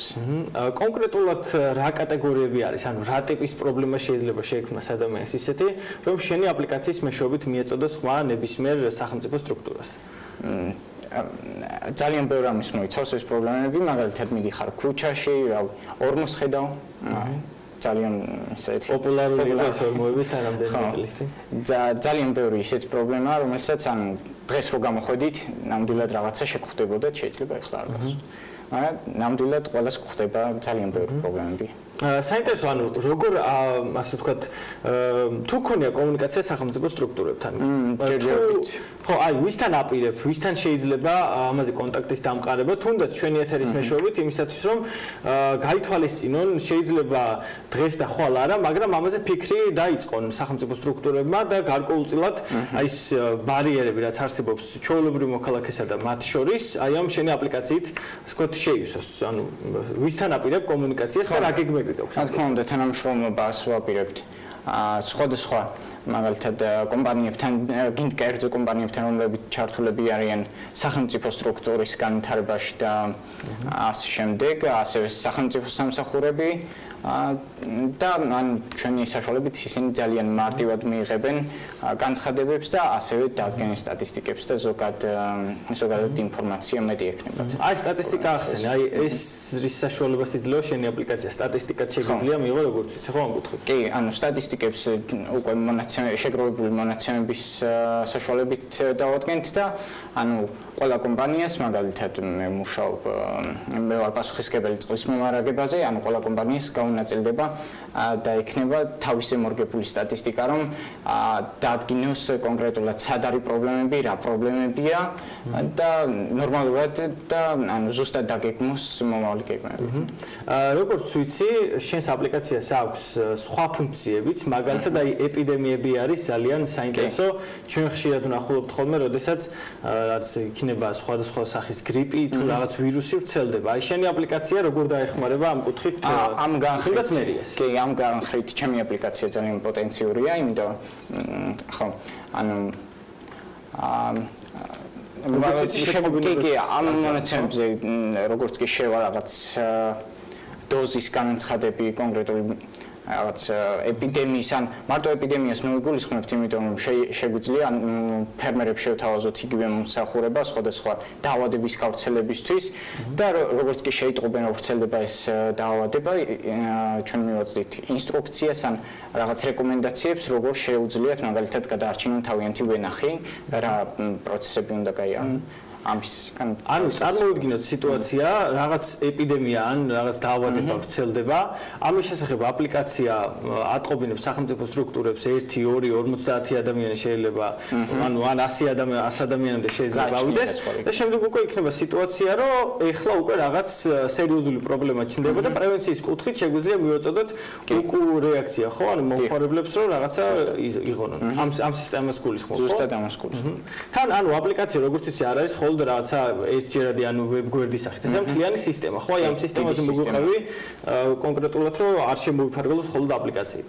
ხო, ანუ რაც მთავარია, ანუ როგორც კი ჩვენ გვინდა რაღაც განაცხადოთ დღევანდელ სისტემაში, ანუ დაუშვათ ყოველთვის მერიაში ხوار მივდივართ, გვაქვს ანუ სხვადასხვა კომპანიების ცხელი ხაზები და ასე შემდეგ და ანუ წესით ნორმალური მოქალაქე ამ ყველაფერზე არ უნდა ფიქრობდეს.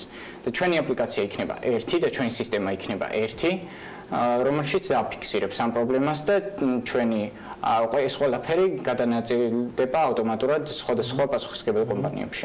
შენი აზრით დაინტერესება რამდენად იქნება, ანუ რამდენად წამოვლენ ამაზე, თუნდაც ან მერიის ან მთავრობის წარმომადგენლები იმისათვის რომ მოხდეს ამის უშუალოდ განხორციელება, იმიტომ რომ საკმაოდ რთული პროცესი იქნება დარწმუნებული ვარ, შეიძლება ყველა მათ მიიღონ, მაგრამ ხალხის მხრიდან არ იყოს გამოხმაურება, არ მოიპოვოს პოპულარობა. შენი აზრით რა გაძლევს იმის საფუძველს, რომ პირველ რიგში ჯერ დაინტერესდება სახელმწიფო სამსახური და შემდეგ უკვე ხალხით შეერთება ამ პრობლემაში, ამ პრობლემის გადაწყვეტაში. კარგი, ანუ როგორც იდეა თვითონ წამოვიდა ჩემგან როგორც მოქალაქისგან.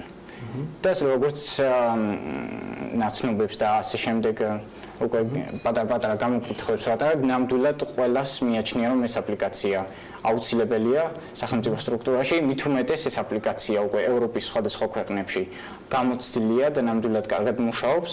აი იქ როგორი გამოხმაურებები არის, საინტერესოა მსოფლიო ქვეყნების გამოცდილებაც. ძალიან კარგად მუშაობს ეს აპლიკაცია, ეს მსგავსი სისტემები, ძალიან ბევრი განცხადებები შედის და რა თქმა უნდა იქ სტატისტიკებში ყველას უწერია თუ რამდენი განცხადება შევიდა, რამდენი დასრულდა, რამდენი ხო და სად რა პრობლემა არის, ხო ალბათ. აი ტექნოლოგიებზე უნდა კითხო, რამდენად არის მზად დღეს საზოგადოება იმისათვის, რომ თითქმის ყველა პროცესი თუნდაც ამგვარი გადავიდეს ტექნოლოგიურ ჭრილში, ანუ ყველაფერი ფურცლიდან და კალმიდან გადავიდეს სმარტფონებში ან თუნდაც ლეპტოპებში. რამდენად არის დღეს საზოგადოება ამისთვის მზად შენი აზრით? ნუ სმარტფონები ყველას გვაქვს. კი, ნამდვილად ყველას გვაქვს. და რაღაცას ვიყენებთ ხო ტელეფონში ზოგადად. ხო. და თუ რაიმე მარტივ პროგრამას უკვე ვიყენებთ ტელეფონში, უკვე აპლიკაცია იმდენად მარტივი და ინტუიციური იქნება, რომ დარწმუნებული ვარ, ყველა შეძლებს მის გამოყენებას. და არავითარ პრობლემებს არ წარმოშობს. ეხა აპლიკაცია რა ეტაპზე არის და როგორ შეუძლია საერთოდ მიიღოს მომხმარებელმა მოქალაქეზე ინფორმაცია. ცხადია, ჩვენს როდესაც ეს ვიდეო დაიდება Facebook-ზე, ჩვენს მიუთითებთ მაქსიმალურად ჩვენს კოორდინატებს, მაგრამ შენ თვითონაც ჯობია უთხრა, როგორ შეიძლება ან დაგიკავშირდნენ, ან უშოთ რაც რეკომენდაციები მოგცენ, ან შეიძლება იქნება როდესაც შენთან კონტაქტი უნდა რომ ბიზნეს საქმიანობა გააგრძელოს და ასე შემდეგ. აპლიკაცია ჯერჯერობით სატესტო რეჟიმშია ისევ ჩემთვის. თუმცა დასრულებულია, ხო? აქ ვთქვათ, რომ აპლიკაცია კი დასრულებულია, თავისუფლად, ანუ პროტოტიპი მზადაა, მუშა პროტოტიპი, რომელიც მინიმალურ ფუნქციებს უკვე ასრულებს, მაგრამ მუშაობ უფრო მეტზე და ანუ კიდე ხო ამის ჩაშვება ჯერ არ შეიძლება საზოგადოდ რა შეიძლება ჩემთან დაკავშირებას და ჩვენ პროექტზე მეტი ინფორმაციის გაცნობასთან დაკავშირებით შეგიძლიათ შემოგბრძანდეთ მოქალაქე წერტილი ინფოზე ასეთ საიტზე ან გვაქვს Facebook გვერდი მოქალაქე ქვია, მაგრამ username-ი არის მოქალაქე წერტილი. ხო, აი სახელზეც აუცილებლად თუ დაკითხო, საიდან გაჩნდა ეს იდეა? სახელი. ხო. სახელი იქიდან გაჩნდა, რომ ყველა მოქალაქეს ან უკეთეს სახელს ვერ შევარჩევდი წესით, ან ძალიან კარგი.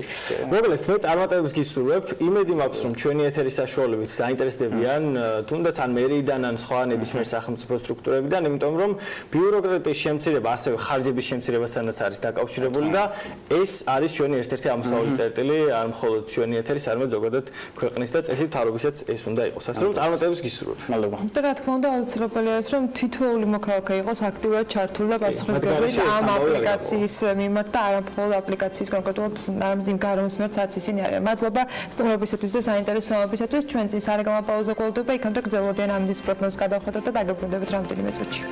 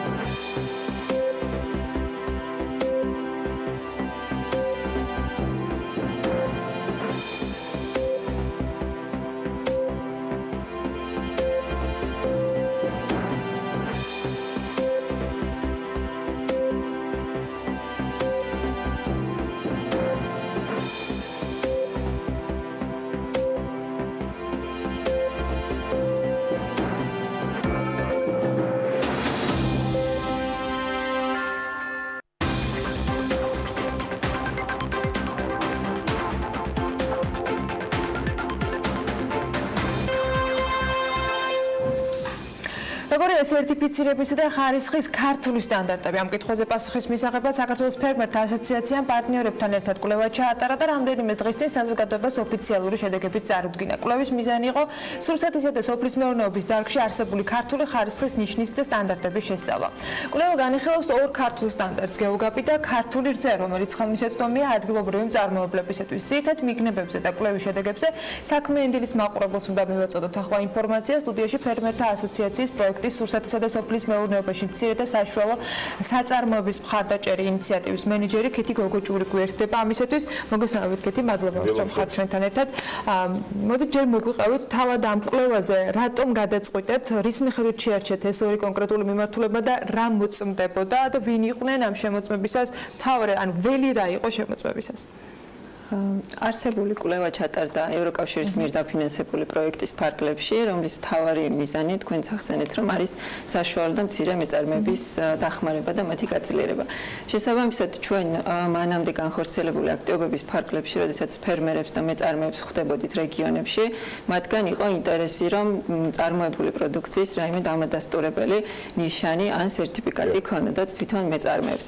შესაბამისად, კვლევის საჭიროებას თვითონ წარმოებლებისგან მივიღეთ თავიდან მათი ინიციატივის შესაბამისად გადავწყვეტეთ და ამავე დროს გავითვალისწინეთ ისიც, რომ მომხმარებელს მუდამ აქვს ასე ვთქვათ ეს მნიშვნელოვანი საკითხი ამ მომხმარებლისთვისაც, რადგან მნიშვნელოვანია პროდუქტის გარჩევადობა, რომელია უნებელი და ხარისხიანი პროდუქტი და შესაბამისად ორივე დაინტერესებული მხარისთვის საინტერესო იყო არსებული კვლევის ჩატარება. მასშტაბი რამდენად დიდი იყო ამ კვლევის, რა მასშტაბი მოიცვა კვლევამ და შედეგები რა მივიღეთ, ანუ ძირითადად მიგნებები რა იყო?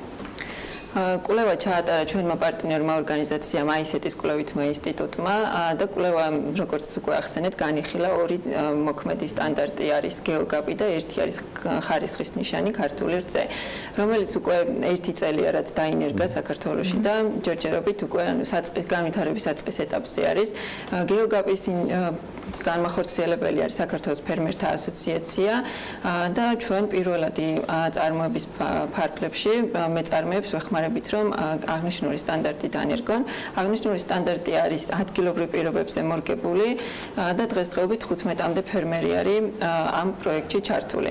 რაც შეეხება ქართულ რძეს, ეს გახლავთ ხარისხის ნიშანი, რომელიც მიენიჭება რძის გადამამუშავებელ საწარმოებს და კომპანიებს და მოხდება საშუალება გავარჩიოთ, რომელი პროდუქტი არის ნედლი რძისგან დამზადებული და რომელი რძის ფხვნილისგან. და კვლევის შედეგებს რაც შეეხება, ანუ მთავარი მიგნება იყო, რომ რადგან ეს ორივე ნიშანი და სტანდარტიც არის განვითარების საწყის ეტაპზე, ცნობადობა ჯერ ისევ დაბალია. გამოკითხულთა მხოლოდ 15%-მა იცის მათი არსებობის შესახებ. შესაბამისად, კვლევის რეკომენდაცია ამ კუთხით იქნება, რომ უფრო მეტი ცნობადობისკენ მიმართული აქტივობები განახორციელოს. რა უფრო მნიშვნელოვანი თქვათ პრობლემა გამოიკვეთ ამ კვლევის შედეგად ის, რომ ინფორმაცია არის ნაკლები თუ ამ ინფორმაციის არსებობის შემთხვევაში თქვათ იგივე ამ საწარმოებს ამ ფერმერებს აქვთ თანხის პრობლემა იმისათვის რომ გადააწყონ სტრუქტურა რომ ყველა სტანდარტი დაიცვან იმიტომ რომ ძალიან ბევრ თქვათ დეტალს მოიცავს ასეთი სერტიფიცირების არსებობა და საჭიროება დგას ხშირ შემთხვევაში რომ იყოს ტექნიკა განახლებული შეიძლება გარემოც განახლებული ბაგები იყოს ახალგან ასაშენებელი ზოგ შემთხვევაში ცხოველების თქვათ ფერმების არსებობის შემთხვევაში აი რა უფრო მნიშვნელოვანი პრობლემა დაინახეთ თქვენ ინფორმაცია თუ საჭირო თანხა მნიშვნელოვანი პრობლემა აქ დავინახეთ ჩვენ ინფორმაცია, ვინაიდან ადგილობრივი სტანდარტის გეოგაპი მორგებულია და მორგებულია ადგილობრივ პირობებზე და წარმოადგენს გლობალ გაპი, რომელიც არის საერთაშორისო სტანდარტი, მის გამარტივებულ ვერსიას. სწორედ ადგილობრივი სტანდარტის შემუშავება გახდა საჭირო გამომდინარე იქიდან, რომ მცირე მეწარმეებს არ მიუწვდებათ ხელი, ვთქვათ, საერთაშორისო სტანდარტებზე, ვინაიდან მათი დანერგვა დიდ დანახარჯებთან არის დაკავშირებული. შესაბამისად, ორივე ეს ქართული რძეც და გეოგაპიც არის ხელმისაწვდომი ფინანსური თვალსაზრისით და უფრო ნაკლებ დანახარჯებთან დაკავშირებული. მთავარი პრობლემა ეს ეხება ვთქვათ შემოწმებას, ცხოველების საკვების შესაბამისობას თუ ინფრასტრუქტურის გამართულობას. შეუძლიათ რომ მცირე მეურნეობებს მიიღონ ქართული სტანდარტები ამ შემთხვევაში, ანუ არის თუ არა ამდენად ხელმისაწვდომი. დიახ, ანუ შეუძლიათ რომ მცირე მეწარმეებმაც დანერგონ ეს სტანდარტი და მიიღონ ასევე ქართული რძის ნიშანიც.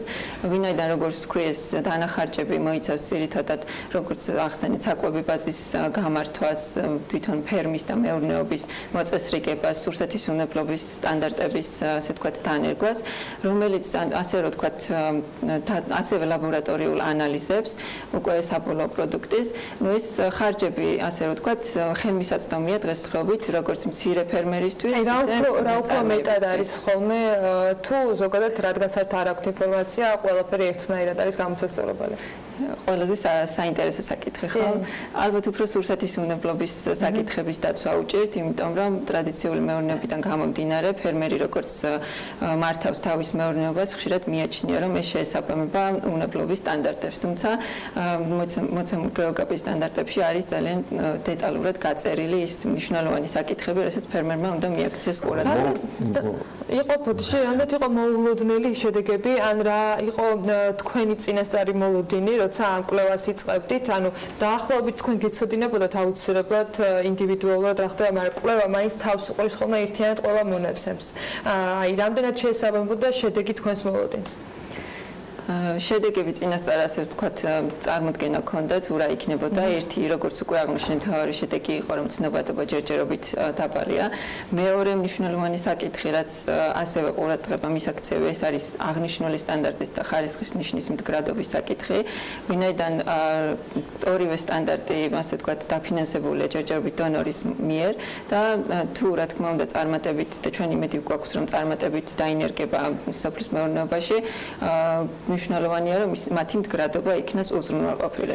შესაბამისად ერთ-ერთი მნიშვნელოვანი საკითხი ესეც იყო და მესამე საკითხი არის ბიზნესის მხარდამჭერი ორგანიზაციების და ასოციაციების როლი აღნიშნული სტანდარტების დანერგვაში და მათი ასევე მდგრადობის უზრუნველყოფაში, რადგან საერთაშორისო პრაქტიკიდან გამომდინარე ხშირად ხდება რომ ასოციაციები არიან ინიციატორი და მთავარი წამყვანი რგოლი ამ მიმართულებით. არის თუ არა მნიშვნელოვანი რგოლი ამ შემთხვევაში, ანუ მომხმარებლების მშობლის კუთხიდან უკვე როდესაც ადამიანი ნახულობს რომ გეოგაპის ან ქართული რძის სტანდარტი აქვს კომპანიას მინიჭებული, ანუ სანდოობის ხარისხის გაზრდა და ამაღლება მე რა უნდა ვიფიქრო, როდესაც ამ სტანდარტს უყურებ, არის თუ არა ის სანდო.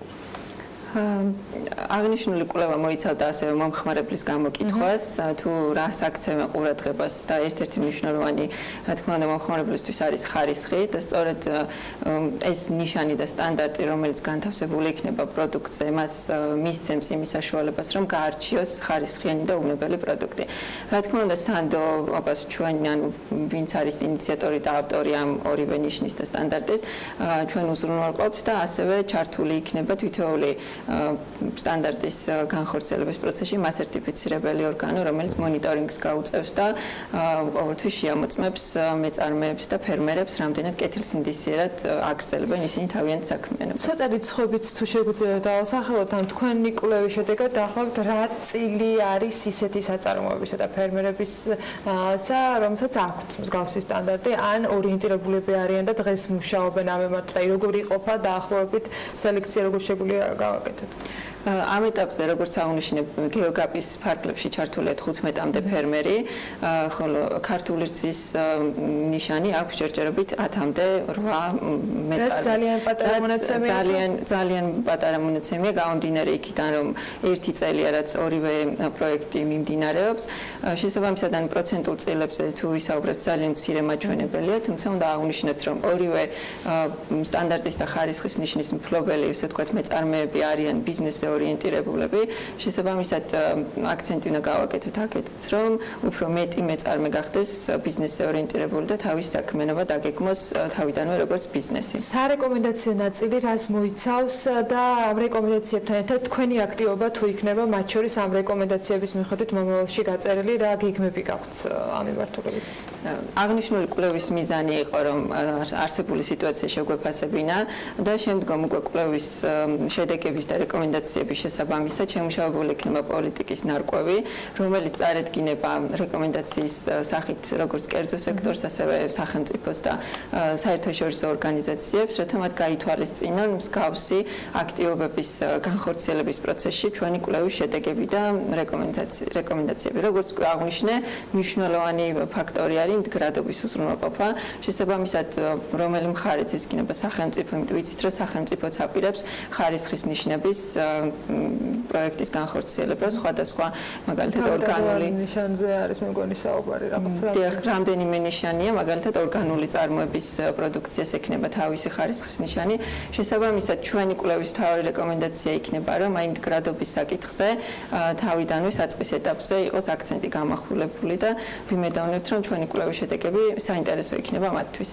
ძალიან დიდი მადლობა და დაძნობლივ რომ ამ კვლევის შედეგები მნიშვნელოვანი იქნება ფერმერებისთვისაც, მომხმარებლებისთვისაც და რა თქმა უნდა ამ სფეროთი დაინტერესებული ბიზნესმენებისთვისაც, რომლებიც თქვათ უშუალო ინდივიდუალური ფერმერობიდან უკვე გადავლენ იმ ეტაპზე, როდესაც შეძლებენ რომ შემოსავალი მიიღონ თავიანთი საქმიანობით. და დიდი მადლობა საინტერესო ინფორმაციისათვის. წარმატებებს გისურვებთ.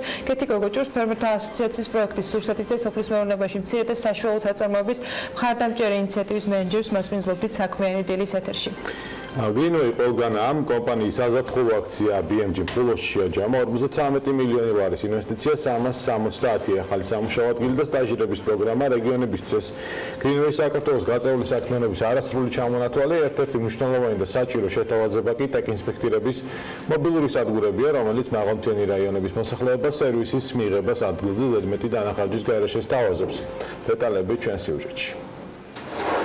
თემში არის თავისუფლება და არის გრინვეის მობილური ტექინსპექტირების სადგური, რომელიც 18 ივლისიდან იმყოფება ხულოს მუნიციპალიტეტში. აქ უკვე 170-ზე მეტმა მანქანამ გაირა ტექინსპექტირება. გრინვეის ასევე გააჩნია დამატებით კიდევ 2 მობილური სადგური, ერთ-ერთი მარტვილში, მეორე კი ასპინძაში.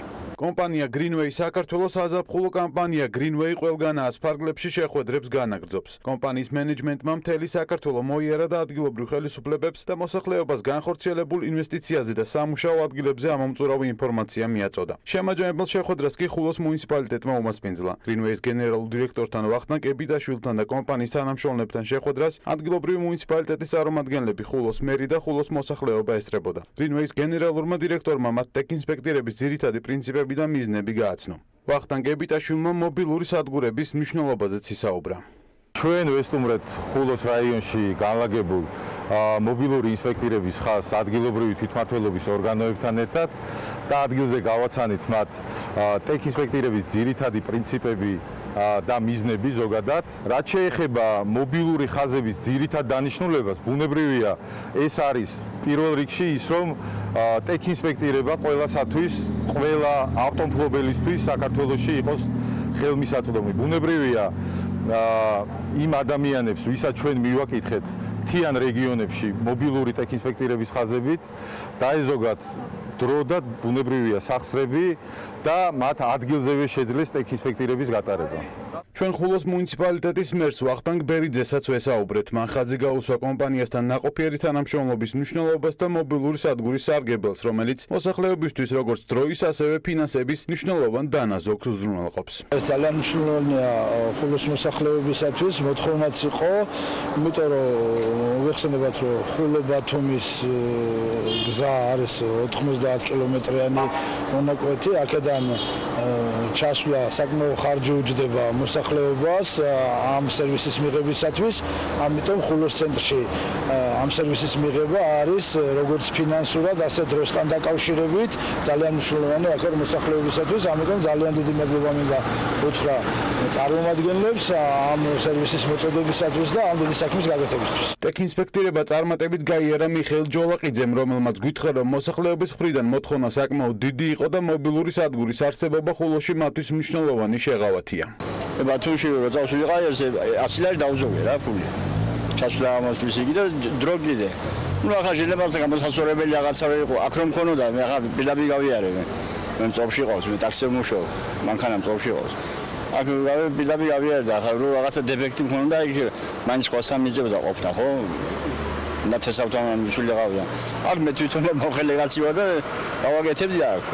ახლა მისასალმებელია რა, მე თვითონ პირადად მოთხოვნა მქონდა მაგის, რომ აქ ამოსულიყო დექთათვალების. მე სექტემბერში გამდის. ვადა 11 სექტემბერს, მაგრამ ადრე გავიარე. საერთო ჯამში რეგიონებში გრინვეის ცენტრებში ტექინსპექტირება უკვე გაიარა 50,000-მდე ავტომობილმა, დედაქალაქში კი 90,000-მდე. გრინვეიმ უკვე განახორციელა 53 მილიონი ლარის ინვესტიცია, ასევე შექმნა 370 ახალი სამუშაო ადგილი. ასევე სტაჟირების და შემდგომი დასაქმების პროგრამა. გრინვეი საქართველოს ახორციელებს სტაჟირების და დასაქმების პროგრამას, რომელიც 16 ადგილობრივ მუნიციპალიტეტშია ხელმისაწვდომი. სტაჟირების პროგრამის მიზანი არის, რომ სპეციალურად რეგიონის მოსახლეობისთვის ჩვენ გავაკეთოთ მოკლე ორთვიანი კურსი, როგორც თეორიულ, ასევე პრაქტიკულ ნაწილში და მსურველებს, რომლებიც დააკმაყოფილებენ საკვალიფიკაციო მოთხოვნებს, შევასწავლოთ ტექინსპექტირების ძირითადი პრინციპები და მიზნები. წარმატებული კურსდამთავრებულები ბუნებრივია დასაქმდებიან შემდგომში ჩვენ რეგიონალურ სერვის ცენტრებში. გრინვეი ტექნიკური ინსპექტირების ყველაზე დიდი ქსელია საქართველოში. კომპანიას გააჩნია 10 სერვის ცენტრი თბილისში, 16 კი რეგიონებში. ისეთი რეგიონებისთვის კი, სადაც არ არის სტაციონალური ტექნიკური ინსპექტირების ცენტრები, კომპანია 3 გადასატან ხაზს ფლობს.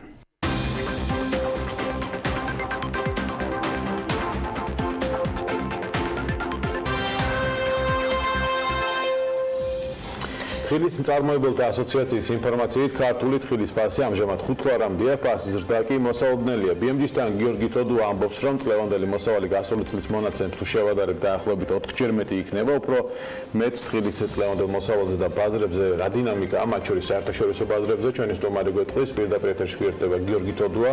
ბატონო გიორგი, გამარჯობა, მადლობა რომ ხართ ჩვენი გადაცემის სტუმარი. დასაწყისში კითხავთ, რას ეფუძნება, ასე ვთქვათ, ვარაუდი, რომ წელს 4-ჯერ მეტი მოსავალი იქნება და თავარი განაპირობებელი მოსავლიანობის ზრდისა რა არის? მოგესალმებით, მადლობას მოგახსენებთ ეთერში მოწვევისათვის.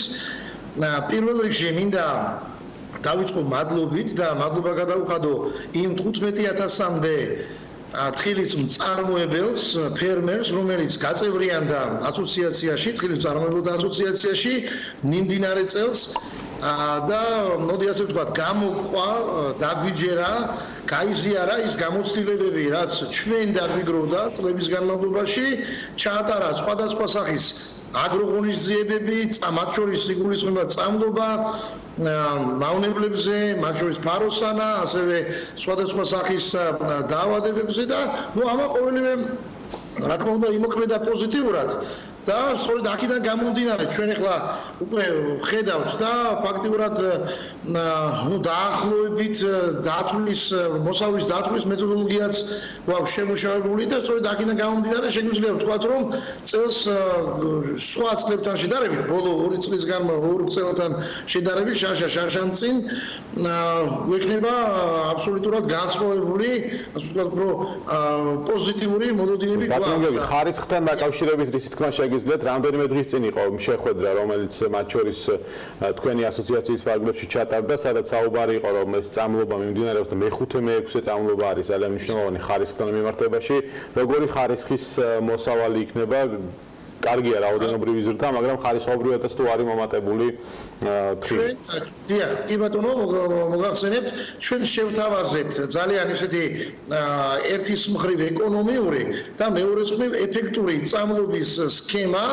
რომელიც არ აღემატებოდა ეს 6 წამლობა არ აღემატებოდა 280 ლარს, ანუ ეს ხელმისაწვდომი იყო ფერმერებისათვის და აი თუ შევადარებთ იმ ფერმერების მოსავალს, რომელმაც ჩაატარა ეს ღონისძიებები, წამლები 5-ჯერ, 6-ჯერ და ვინც ვერ ჩაატარა, არ ჩაატარა ეს წამლები რადიკალურად განსხვავდება ხარისხში. თუმცა, რა თქმა უნდა, ჩვენ როგორც პირდაპირი ბენეფიციარები გვყავს აი 15000 ფერმერის სახით, ასევე არაპირდაპირი.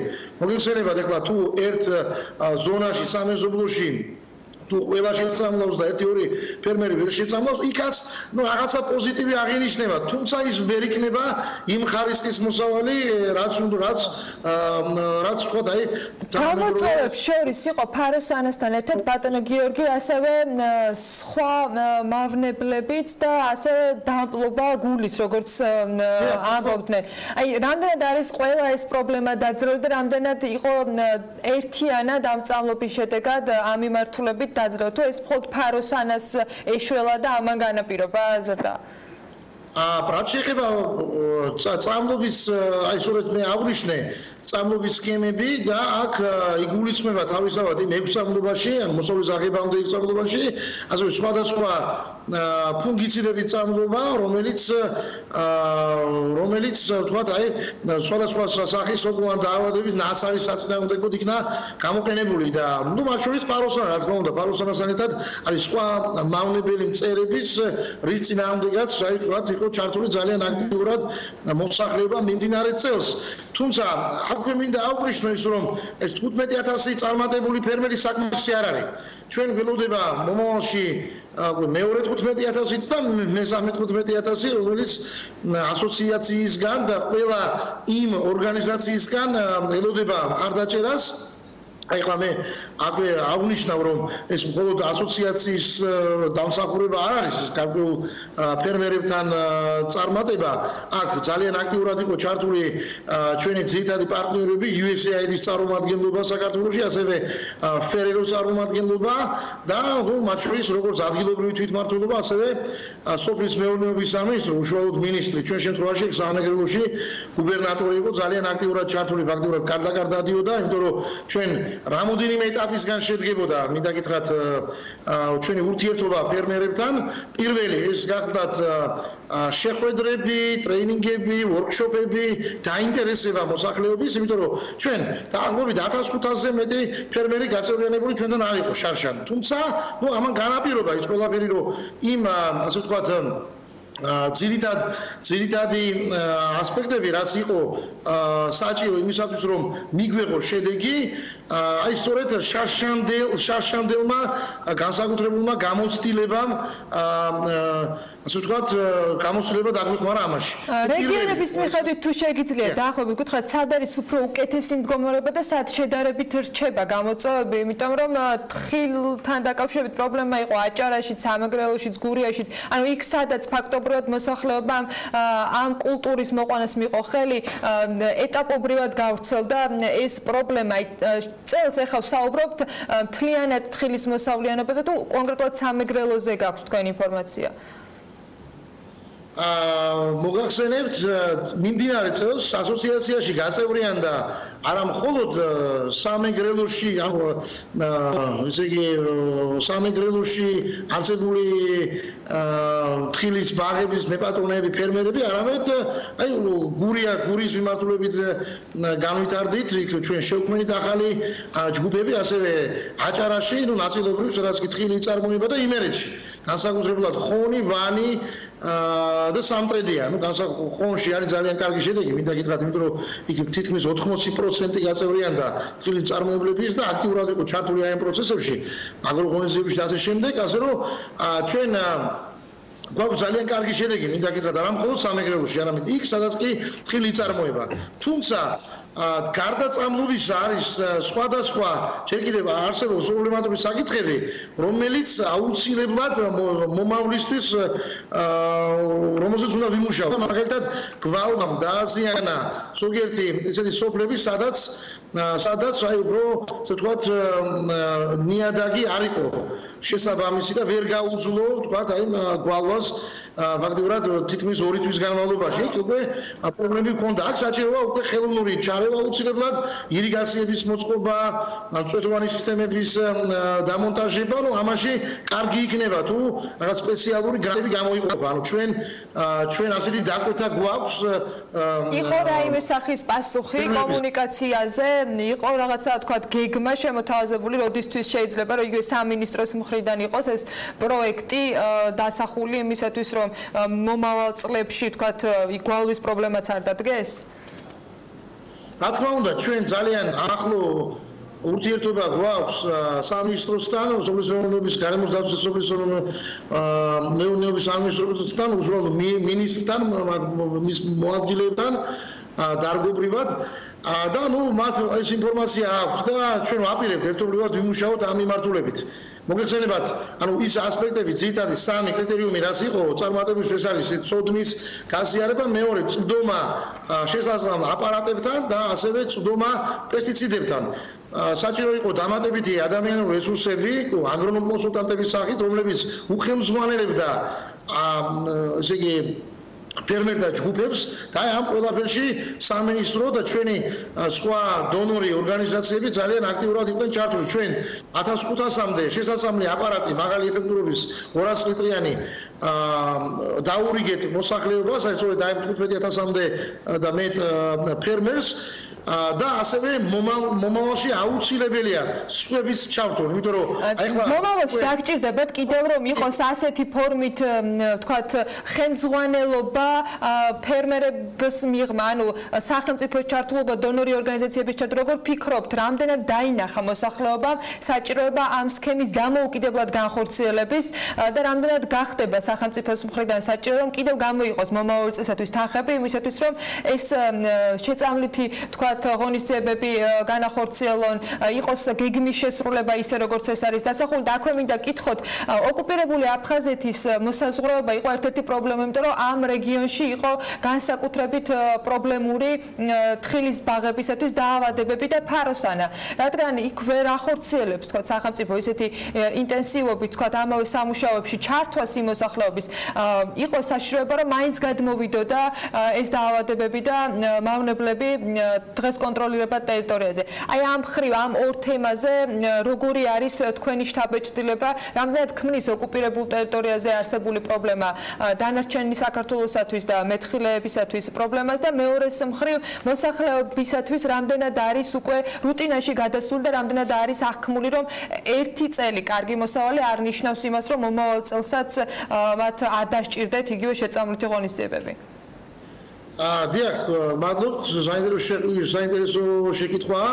დიახ, სწორედ ასეა, ჩვენ მუშაობთ მოსახლეობასთან, ფერმერებთან, სწორედ აი ამ მიმართულებით, რომ აი ერთ წელიწადში აი ამ პრობლემების, სხვადასხვა სახის პრობლემების ინდუსტრიაში მოგვარება, მოწესრიგება ფაქტიურად არის შეუძლებელი. თუმცა თვითონ დარწმუნდნენ ფერმერები, რომ აი სწორედ აგროღონისძიებებს, წამლების განხორციელებას, სოდნის მიღებას, მერიტმანტში გაზიარებას და ასე შემდეგ.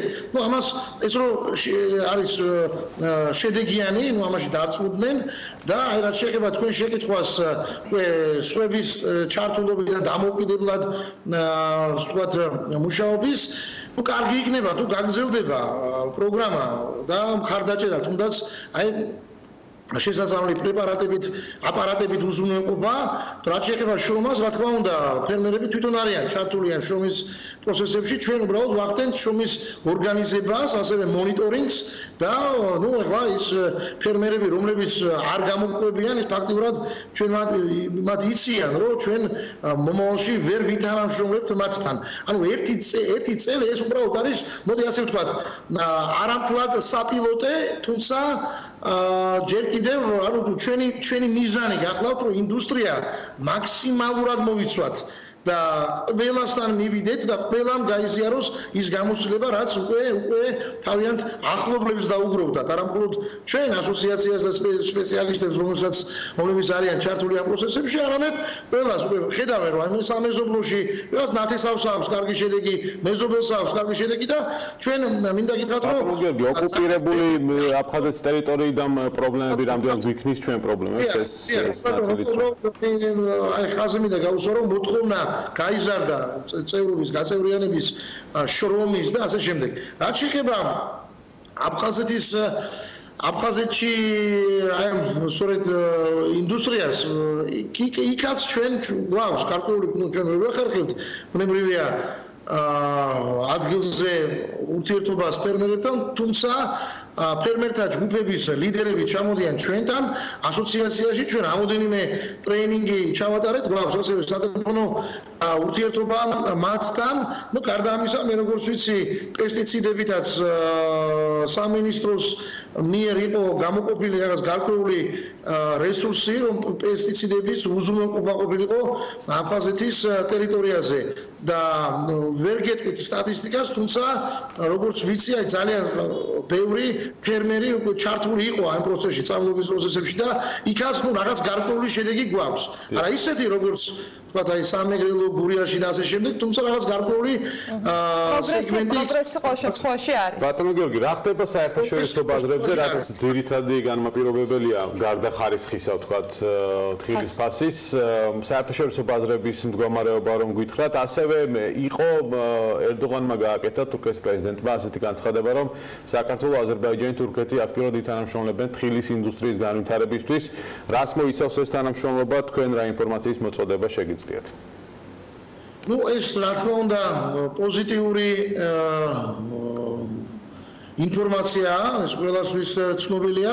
დეტალებს რაც შეეხება დღის მდგომარეობით, მე როგორც რა ინფორმაციაც მაქვს, დეტალები ნამდვილად არ ვიცი, თუმცა ვთქვათ ახლა ჩვენ თურქეთთან და აზერბაიჯანთან და იტალიასთან ერთად, ყოველ შემთხვევაში ჩვენ ხონდა ძალიან სერიოზული პოზიცია, მესამე პოზიციაზე ვიყავით წლების განმავლობაში და აი ეთყობა უკვე მათ იციან, რომ საქართველო უბრუნდება აი წინა პოზიციებს, წინა წლების პოზიციებს და მათ გამოხატეს სურვილი ურთიერთთანამშრომლობის. ცხადია, ნებისმიერ შემთხვევაში ეს პოზიტიურად იმოქმედებს როგორც საქართველოსთვის, აზერბაიჯანისთვის, თურქეთისთვის და ზოგადად თხილის მწარმოებელი ქვეყნებისთვის, მინდა გითხრათ. და რაც შეეხება ფასებს, ფასარობას როგორც გითხრათ, როგორც ცნობილია, ეს მაინც საერთაშორისო ბაზარზეა დამოკიდებული, თუმცა ის ფასები, რაც დღეს მდგომარეობით არსებობს ბაზარზე, რომელიც მერყეობს 4.5 5 ვარ ხარისხის მიხედვით აქ გულისხმობთ მაღალი ხარისხის თხილის მოსავალს, ეს უკვე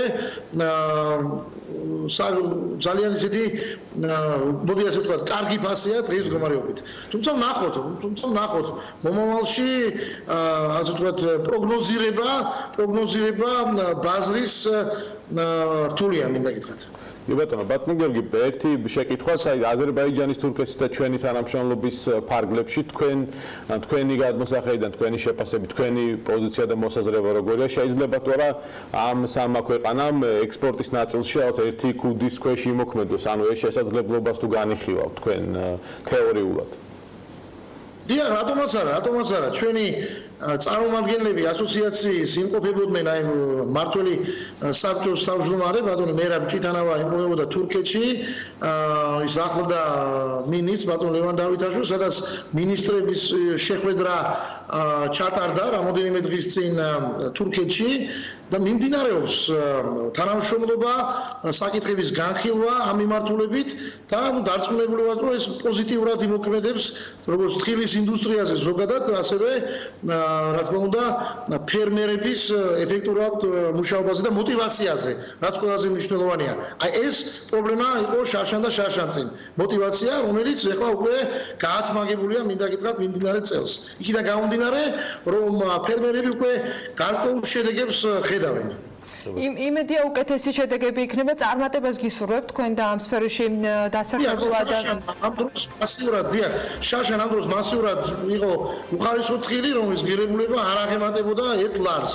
დღეს უკვე 4.5 5 ლარია თხილი. რა თქმა უნდა, მოუვლილი და ხალისიანი თხილის პროდუქციაზეა საუბარი. მადლობა ინფორმაციისათვის. კიდევ ერთხელ წარმატებებს გისურვებთ. გიორგი თოდუა, საქართველოს თხილის წარმოებათა ასოციაციის აღმასრულებელი დირექტორი გვერდებოდა საქმიანი დილის ეთერში. იმედია თხილით შეძლებს, რომ მიაღწიოს ისეთივე საექსპორტო მოსვლობას, როგორც ეს ღვინო მოახერხა და კიდევ უფრო მეც შეძლებს ღვინოც. სწორედ ღვინოზე უნდა ვისაუბროთ. ლოზანას სიახლოვეს, შვეიცარიის ფრანგულ ნაწილში, ვოს კანტონში მდებარე ჩარლი ჩაპლინის ქალაქი ვევე ზაფხულის კურორტებს შორის საუკეთესო ათეულში მყარად იმკვიდრებს თავს. ჩვენი ყურადღება კი მას არც გენიალური ჩაპლინის და არც ტურისტული მიმზიდველობის გამო მიუყურა, თუმცა არც უმაგისობაა პრინციპში. ქალაქი 1797 წლიდან მოყოლებული 25 წელში ერთხელ მევენახეთა ფესტივალის მასპინძელი ხდება. Fête de Vigneron საუკუნეში მხოლოდ 4-ჯერ ადგილობრივი მეღვინეები 3 კვირით დღესასწაულს აწყობენ და მთელი ქალაქი ერთ დიდ მასპინძლობაშია ჩართული. სანახაობა სრულად შთამბეჭდავია, მაგრამ ამ სანახაობაში ჩართულობა კიდევ უფრო მეტად ჩვენთვის საინტერესო ქართული კომპანიის წარმომადგენლობის გამო გახდა. ოლიმპიადის შესადარი ცერემონია იყო, გახსნის ცერემონია, რომელიც ადგილზე გაიმართა და ეს სრულად ადგილობრივების ორგანიზებით მოხდა.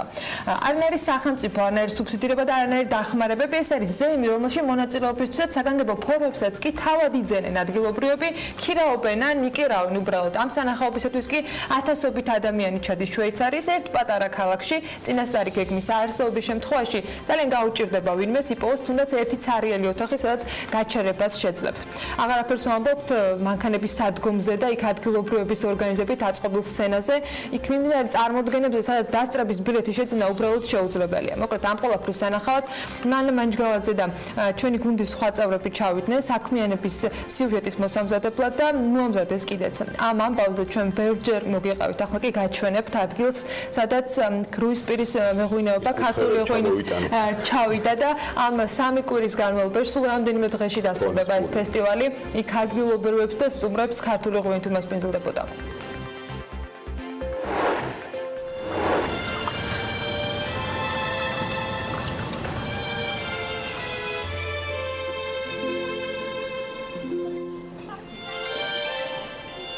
რომ არა მთავარი ამბავი ეს რეპორტაჟი ჩარლი ჩაპლინზე იქნებოდა ქალაქ ვევეზე, სადაც ბოლოს თავის მრავალრიცხოვან ოჯახთან ერთად ცხოვრობდა, იქნებოდა შვეიცარიული საათივით აწყობილ შვეიცარიაზე.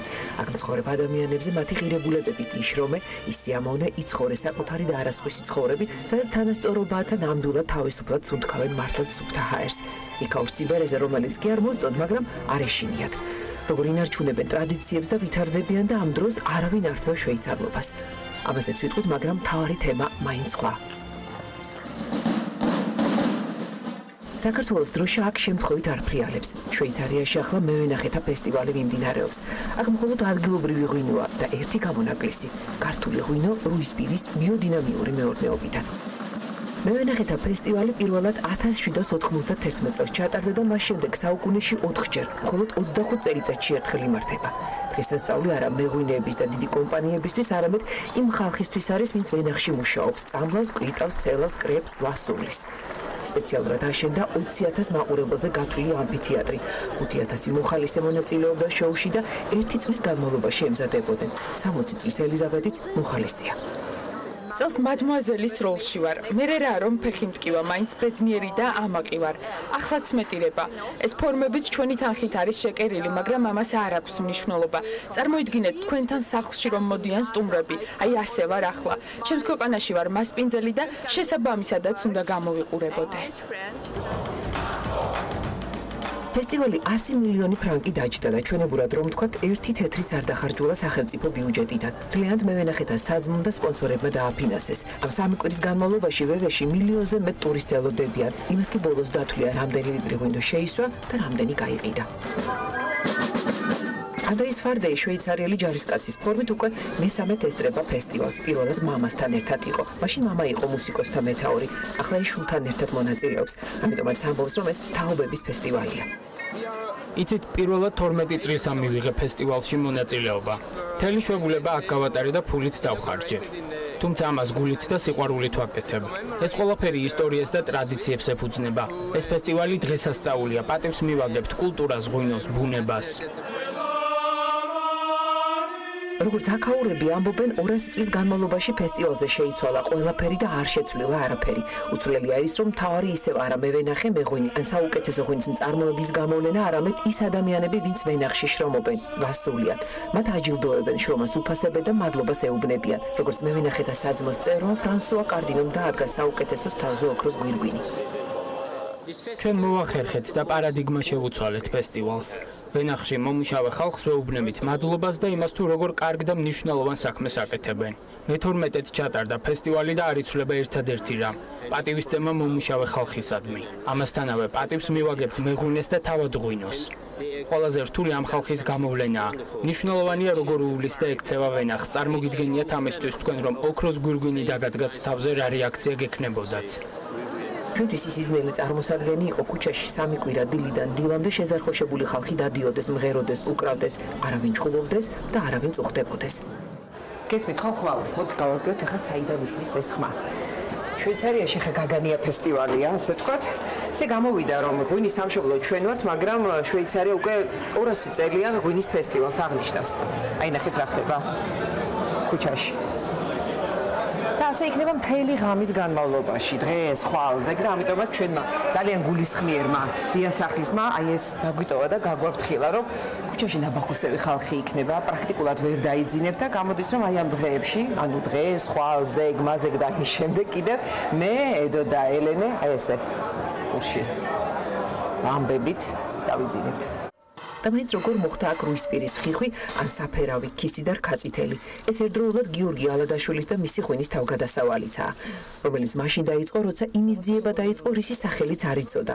რუისპირიდან თელავში, თელავიდან თბილისში, მერე იყო უკრაინა, ესპანეთი და ბოლო გაჩერება შვეიცარია. ჯერ ფერმაში მუშაობდა. მერე როგორც ნახეთ, აქ უყვართ გულიანად მშრომელი ხალხი და გიორგი რუსერების ოჯახში მოხვდა.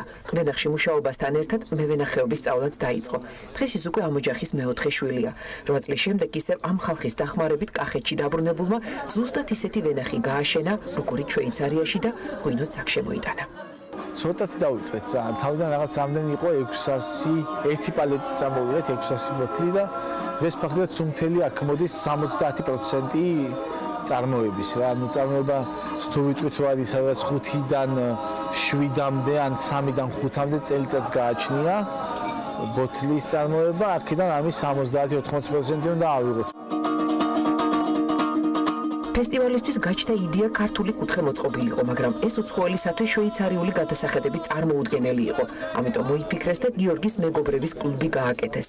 მე-17 საუკუნის ეზო კარმიდამოში თაბანაკდნენ. მთელი სამეგობრო ჩაერთო.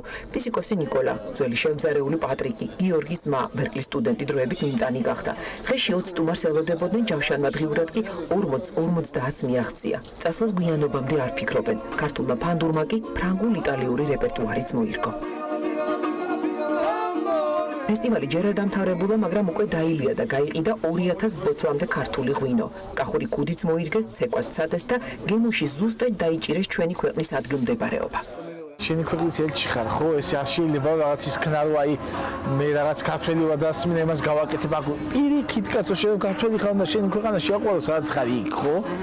აბა რატო უნდა მოვიდეს და დაგეხმაროს მე, ხო? რატო უნდა ჩამოვიდეს და შენთან რაღაც ინვესტიციები განახორციელოს? მე შემიძლია გითხრათ, რომ მომწონს ამ ღვინის ფერი. ის მე საფრანგეთის ერთ-ერთი ცნობილი მხარის, ჟუღას ღვინოს მაგონებს. იქ ვფიქრობ საუკეთესო ღვინოს აწარმოებენ და ეს ღვინო მემას მაგონებს. ის არის ნაზავი ევროპისა და აზიის სამზარეულოებისა და გემოების. მე სინთეზი მომწონს. ევროპისა და აზიის, ისევე როგორც თავად ქვეყანა, ასეთი ნაზავი საუკეთესო მაგალითი. არ იყო ადვილი ამ ბაზრის დაინტერესება და დარწმუნება. ღვინო უკვე რამდენიმე მაღაზიაში შედის, ლოზანასა და ჟენევაში. 6 თვის წინ დაიწყო ბოირონის ღვინის მაღაზიამ ქართული ღვინის გაყიდვა. მუდმივი კლიენტი წყავთ. შეკვეთაც გააორმაგეს და გაიმეორეს. ფრანგული, იტალიური ღვინის გვერდით დგას ხიხვი, ქისი, ფასი 35 ფრანკი.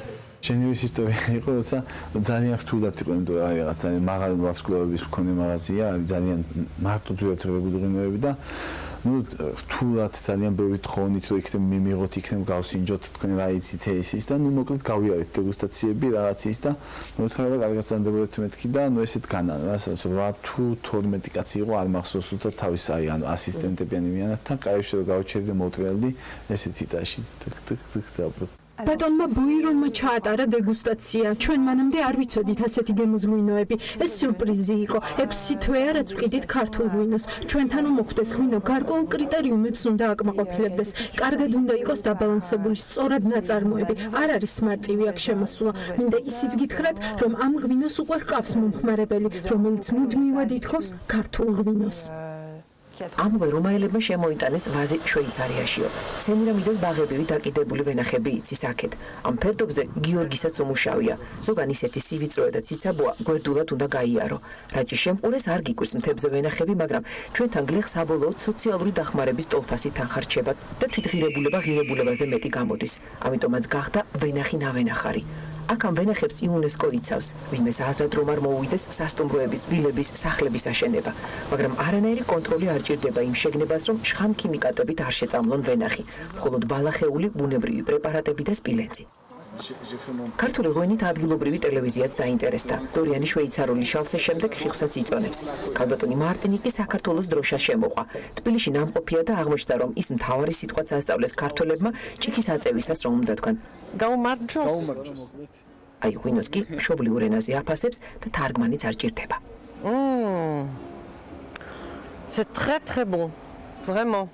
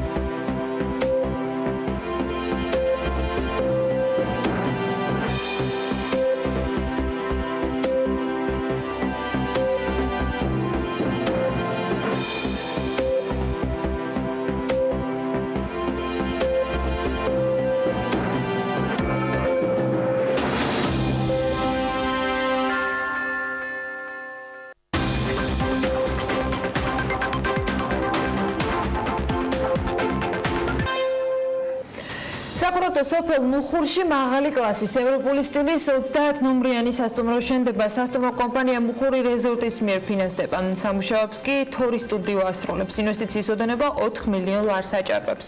სამეგრელო-ზემო სვანეთის სახელმწიფო რწმუნებულის ოფისის მიხედვით პროექტის ფარგლებში სოფელ მუხურში გეგმება ასევე მეორე მაღალი სტანდარტების სასტუმროს მშენებლობა, როგორია საინვესტიციო გეგმები რეგიონში და პროექტები. ამ თემით ამ თემაზე ვისაუბრებთ ალექსანდრე მოწერელიასთან, რომელიც საქმიანი დილის ეთერში გვერდება სახელმწიფო რწმუნებული სამეგრელო-ზემო სვანეთის რეგიონშია ჩვენი სტუმარი. ბატონო ალექსანდრე, მოგესალმებით. მადლობა რომ ხართ ჩვენი გადაცემის სტუმარი, მადლობა თქვენი დროისთვის. დასაწყისში სასტუმროდ გვინდოდა, მაგრამ თხილის თემაზე ვსაუბრობთ. ბატონო გიორგი თოდუა იყო რამდენიმე წუთის წინ ჩვენი სტუმარი, ამიტომ ამ საკითხით მინდა დავიწყოთ. ცხადია მოსახლეობას აინტერესებს მოსავლიანობის ნაწილში ჩართულობა როგორი იყო დღეს ამ წელს რწმუნებულის აპარატის შედეგები რას ელოდით და როგორი მივიღეთ. კიდევ ერთხელ მოგესალმებით, მივესალმებით ჩვენს ტელემაყურებელს. თხილის მოსავალთან დაკავშირებით მინდა მოგახსენოთ, რომ ჩვენ ყოველთვის ვაცხადებდით, რომ მოსახლეობის აქტიურობა იყო გადამწყვეტი სწორედ თხილის მოსავლის გადარჩენაში. არსებობს გუბერნატორის სახელმწიფო რწმუნებულის განკარგულება 2019 წლის თხილის მოსავლის ზარალის შემცირების შესახებ, რომელიც გამოვეცი ჯერ კიდევ წინა წელს, რასაც გულისხმობდა იმას, რომ ჩვენ კარდაკარ სიარულის პრინციპით როგორც ასოციაციასთან, ასევე სოფლის მეურნეობის ექსტენსიის ცენტრებთან, სოფლის რწმუნებულებთან ერთად ვისულიყავით სოფლებში და მე პირადად კარდაკარ დავდიოდი სოფლებში, რომ მოსახლეობისთვის აგვეხსნა ის ბენეფიტი, რაც მათ შეეძლოთ მიეღოთ ასოციაციაში გაწევრიანებით და ის მიმართულებები, რაც მათ უნდა განეხორციელებიათ აგრო მიმართულებით, რომ თხილის მოსავალი წელს ზარალი შეგვემცირებინა. ჩვენ თავიდან ველოდით დაახლოებით 10,000 ფერმერის გაწევრიანებას, თუმცა 28,000 განაცხადი მიიღო ამ შემთხვევაში ასოციაციამ. საკმაოდ მაღალი აქტიურობა გამოიჩინა მოსახლეობამ და შედეგიც სახეზე გვაქვს. სწორი აგროწესების და აგროტექნიკის ღონისძიებების გატარების შედეგად წელს ჩვენ შეგვიძლია ვთქვათ, რომ ის ამოცანა, რაც დასახული გქონდა, მივიღეთ. ეს არის 40,000 ტონა დაახლოებით თხილის მოსავალი. წინა წელთან შედარებით, როდესაც ჩვენ გქონდა 17,000 ტონა, შავშან თხილის ფასიც ხარისხიდან გამომდინარე დაახლოებით ლარი და 50-ის ფარგლებში იყო. წელს თხილის ფასი უკვე გვაქვს 5 ლარის ფარგლებში და ხარისხი სრულიად განსხვავებულია. სწორედ ეს არის მნიშვნელოვანი ღონისძიება, როდესაც მოსახლეობასთან ერთად, ხელისუფლებამ და არასამთავრობო ორგანიზაციასთან ერთად მივიღეთ და დავდეთ ის შედეგი, რაც ჩვენი მოსახლეობის 60%-ისთვის შეგახსენებთ, რომ 60% სამეგრელო-ზემო სვანეთში სწორედ სოფლად ცხოვრობს და ეწევა მიწათმოქმედებას.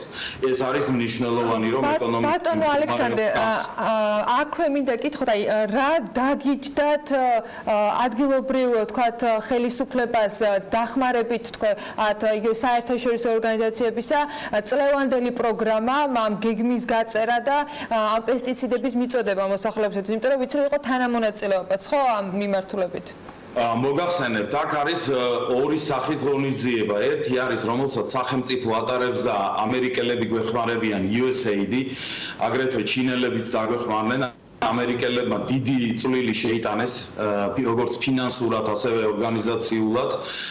ასევე მოგეხსენებათ თქვენ, რომ ამერიკელი პროფესორებიც იყვნენ ჩართულები, სწავლულები ამ საკითხში, თუმცა მე მინდა ვთქვა და მადლობა გადაუხადო სოფლის მეურნეობის სამინისტროს, ვინაიდან დღეს რაც ჩვენ გეგმა გვაქვს შემუშავებული სოფლის მეურნეობის სამინისტროს, თქვენ მოგეხსენებათ ეს რამოდენიმეჯერ ითქვა კიდეც, რომ ავსტრალიელები და ახალი ზელანდიელები გამოცდილებას და იმ სქემას, რომლითაც სწავლობა მიმდინარეობს, სწორედ ახდენენ საქართველოსთან ამ სქემის გადატანას თავიანთ ქვეყნებში დასანერგად.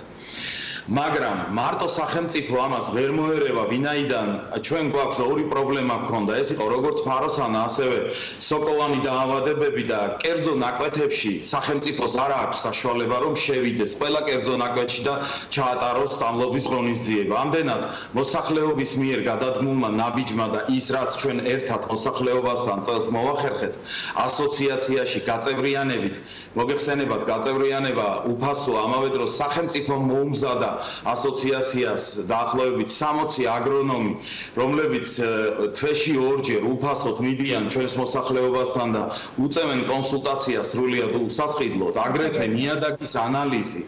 ამან გამოიღო შედეგი და ჩვენ გვაქვს სწორედ დღეს ის შედეგი, რაზეც მე წეღან მოგახსენე. ბატონო ალექსანდრე, სხვა თემებზეც გვინდა რომ ვისაუბროთ, ამიტომ სეზონს აუცილებლად შევაჯამოთ თქილთან დაკავშირებით, ინფრასტრუქტურულ პროექტებზე კითხავთ ჩვენ და ვანოსეთ, რომ მშენებლობა მიმდინარეობს 30 ნომრიანი სასტუმროსი. მშენებელიც ფაქტობრივად ცნობილი არის, მაგრამ უფრო მეტი რომ გითხრათ, როგორც ვიცით, კიდევ ერთი სასტუმრო უნდა აშენდეს. ამ შემთხვევაში რა გეგმები არის, ვინ არის ინვესტორი და რა მიმართულებით ხდება ამ სასტუმროების დატვირთვა, ანუ როგორი არის გათვლა, იქნება მხოლოდ სასტუმროები თუ რამე თქვათ რეგიონში გეგმება კიდევ რომ დამატებითი ინფრასტრუქტურა იყოს მოწყობილი, ისე რომ ტურისტები დაინტერესდნენ სწორედ ამ კუთხით.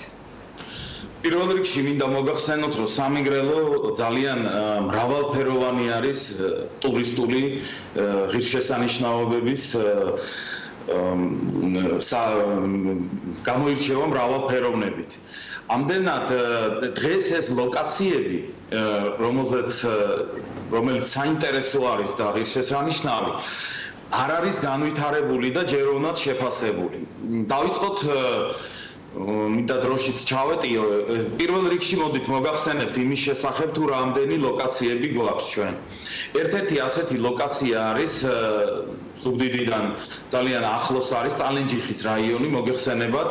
ტალენჯიხის რაიონში გვაქვს მარტო ერთ რაიონში რამოდენიმე ლოკაცია, რომელიც ცნობილი არ არის. ერთი არის ინწრას ჩანჩქერი, რომელზეც მოუწესრიგებელი იყო ის ელემენტარული მისასვლელი ბილიკები, საკმაოდ სახიფათოა ეს ბილიკები, ვინაიდან პრაქტიკულად გაუვალია და ჩვენი ძალებით, როგორც გუბერნიამ, ასევე ადგილობრივმა მუნიციპალიტეტმა, ზუგდიდის მუნიციპალიტეტი ჩართული იყო ამ საქმეში და ძალიან ბევრი მოხალისე შემოგვიერთდა და მოვახერხეთ ის, რომ გავხადეთ ეს ბილიკები უსაფრთხო მოსახლეობისათვის და გავლადი. ეხლა ალბათ კითხვაც დაისმება იმის, რომ რატომ არ ხდება მისი სრულყოფილად მოწესრიგება. მისი სრულყოფილად მოწესრიგებისათვის საკმაოდ მასშტაბური ღონისძიება არის გამოცდილებელი, ის დასაგეგმია, როგორ უნდა განვითარდეს, ამდენად მაშინ უნდა ჩაერთოს რამოდენიმე სახელმწიფო ამასთან დაკავშირებით კომუნიკაცია ტურიზმის ადმინისტრაციასთან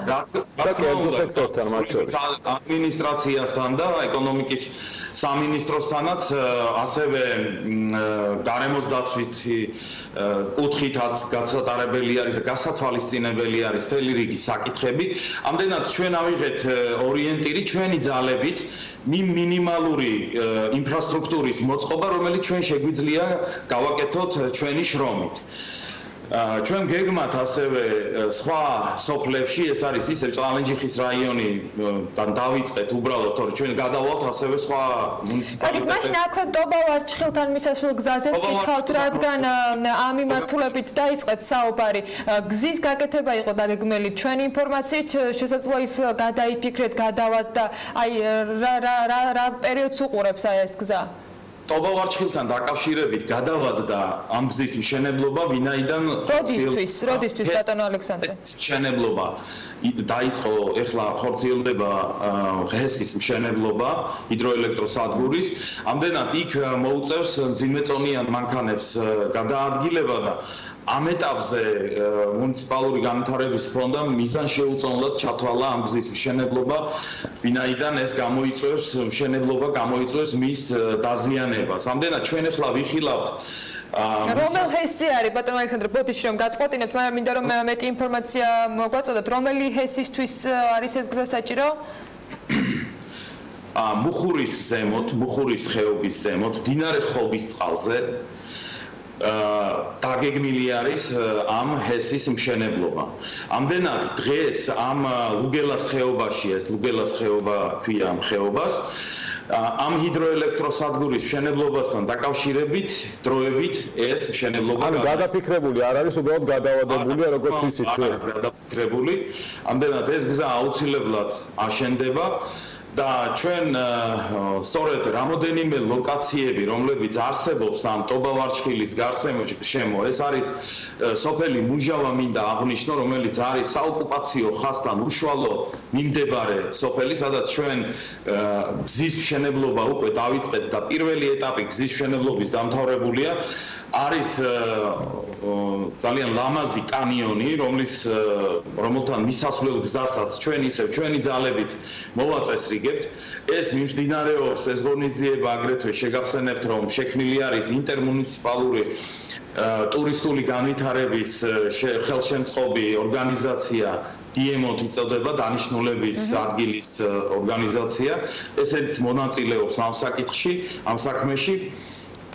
ამდენად დაინტერესება საქმიანი წრეების, მე მინდა თქვენი ეთერით ვისარგებლო და მოუწოდო, რომ დაინტერესდნენ სამეგრელო-ზემო სვანეთით, ჩვენთან აგრეთვე განვითარება შეიძლება არა მხოლოდ ასეთი ლოკაციების, არამედ კერძო მარნების. მოგეხსენებათ, სამეგრელოს გააჩნია უძველესი მეგრული ჯიშები, რომელიც სოფლის მეურნეობის სამინისტროსთან ერთად უკვე ჩართული არის საგრანტო პროექტში და 70%-ს მისი გაშენების შემთხვევაში სახელმწიფო დაეხმარება დაინტერესებულ პირებს დაუფინანსებს.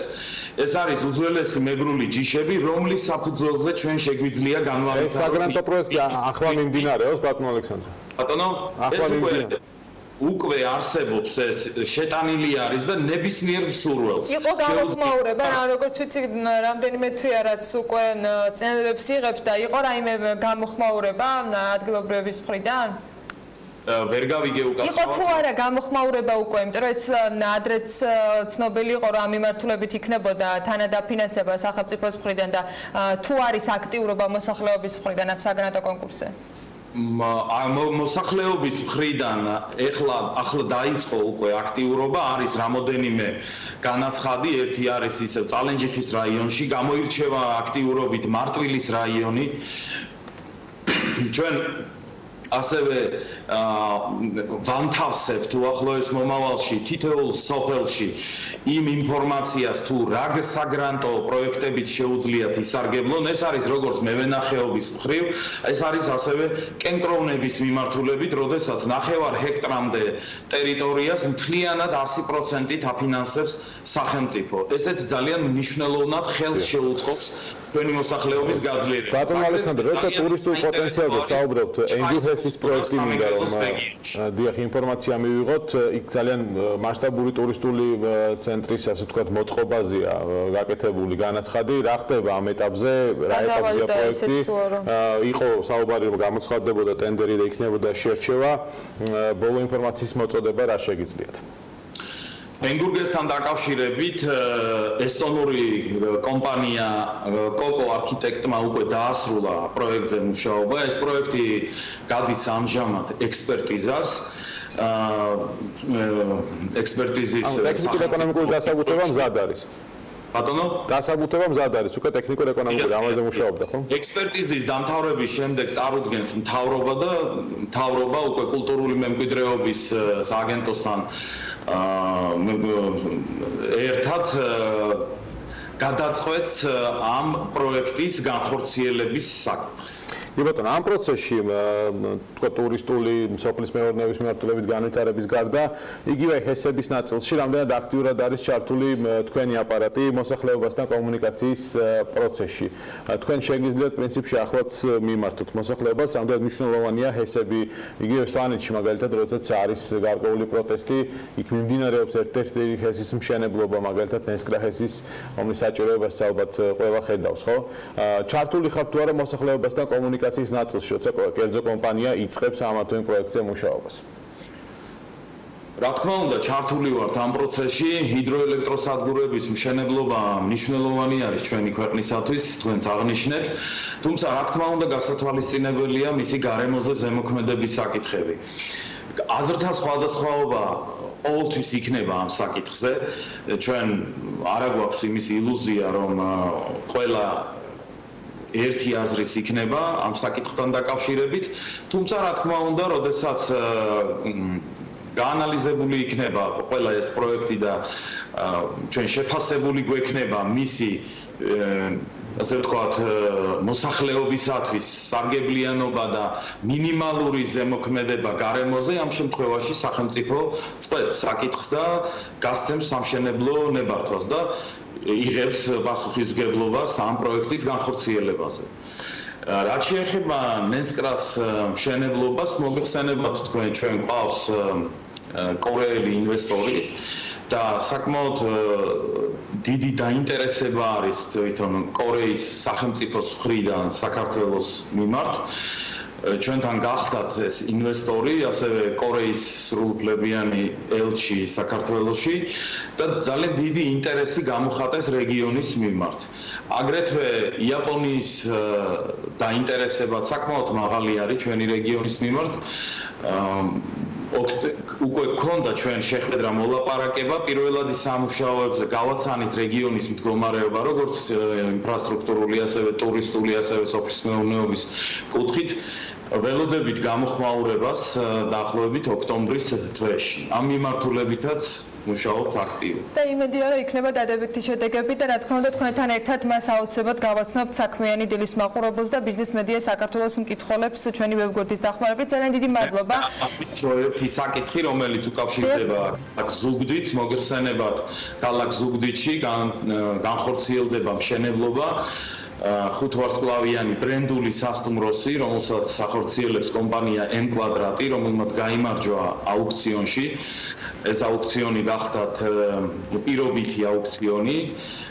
ამდენად ზუგდიდისათვის ეს იქნება და არა მხოლოდ ზუგდიდისათვის, ეს იქნება ჩვენი რეგიონისთვის, სამეგრელო-ზემო სვანეთისთვის ძალიან მნიშვნელოვანი პროექტი ასეთი სასტუმროს არსებობა. როდესაც უნდა დასრულდეს ბატონო ალექსანდრე? ეს პროექტი უნდა დასრულდეს დაახლოებით 2 წლის განმავლობაში. ძალიან კარგი. კიდევ ბევრ პროექტზე მოგვიწევს საუბარი თქვენთან ერთად დარწმუნებული ვარ. მადლობა იმისთვის, რომ იყავით დღეს ჩვენი სტუმარი. მადლობა თქვენი დროისათვის და თანამშრომლობისათვის. ამ ფორმით ალექსანდრე მოწერელია სახელმწიფო რწმუნებული სამეგრელო-ზემო სვანეთის რეგიონში იყო საქმიანი დილის სტუმარი და გემშვიდობებით მასთან ერთად დღეს წინგეულდებათ საინტერესო საქმის კურსის ეთერები ბექაბაციკაძესთან ერთად. რა თქმა უნდა, მუდმივად განახლებადი ამბები BM.GG-ზე და ჩვენ ხვალ დილით 8 საათის შეხვდებით ერთმანეთს ტელე პირველის ეთერში. ბედნიერ დღეს გისურვებთ.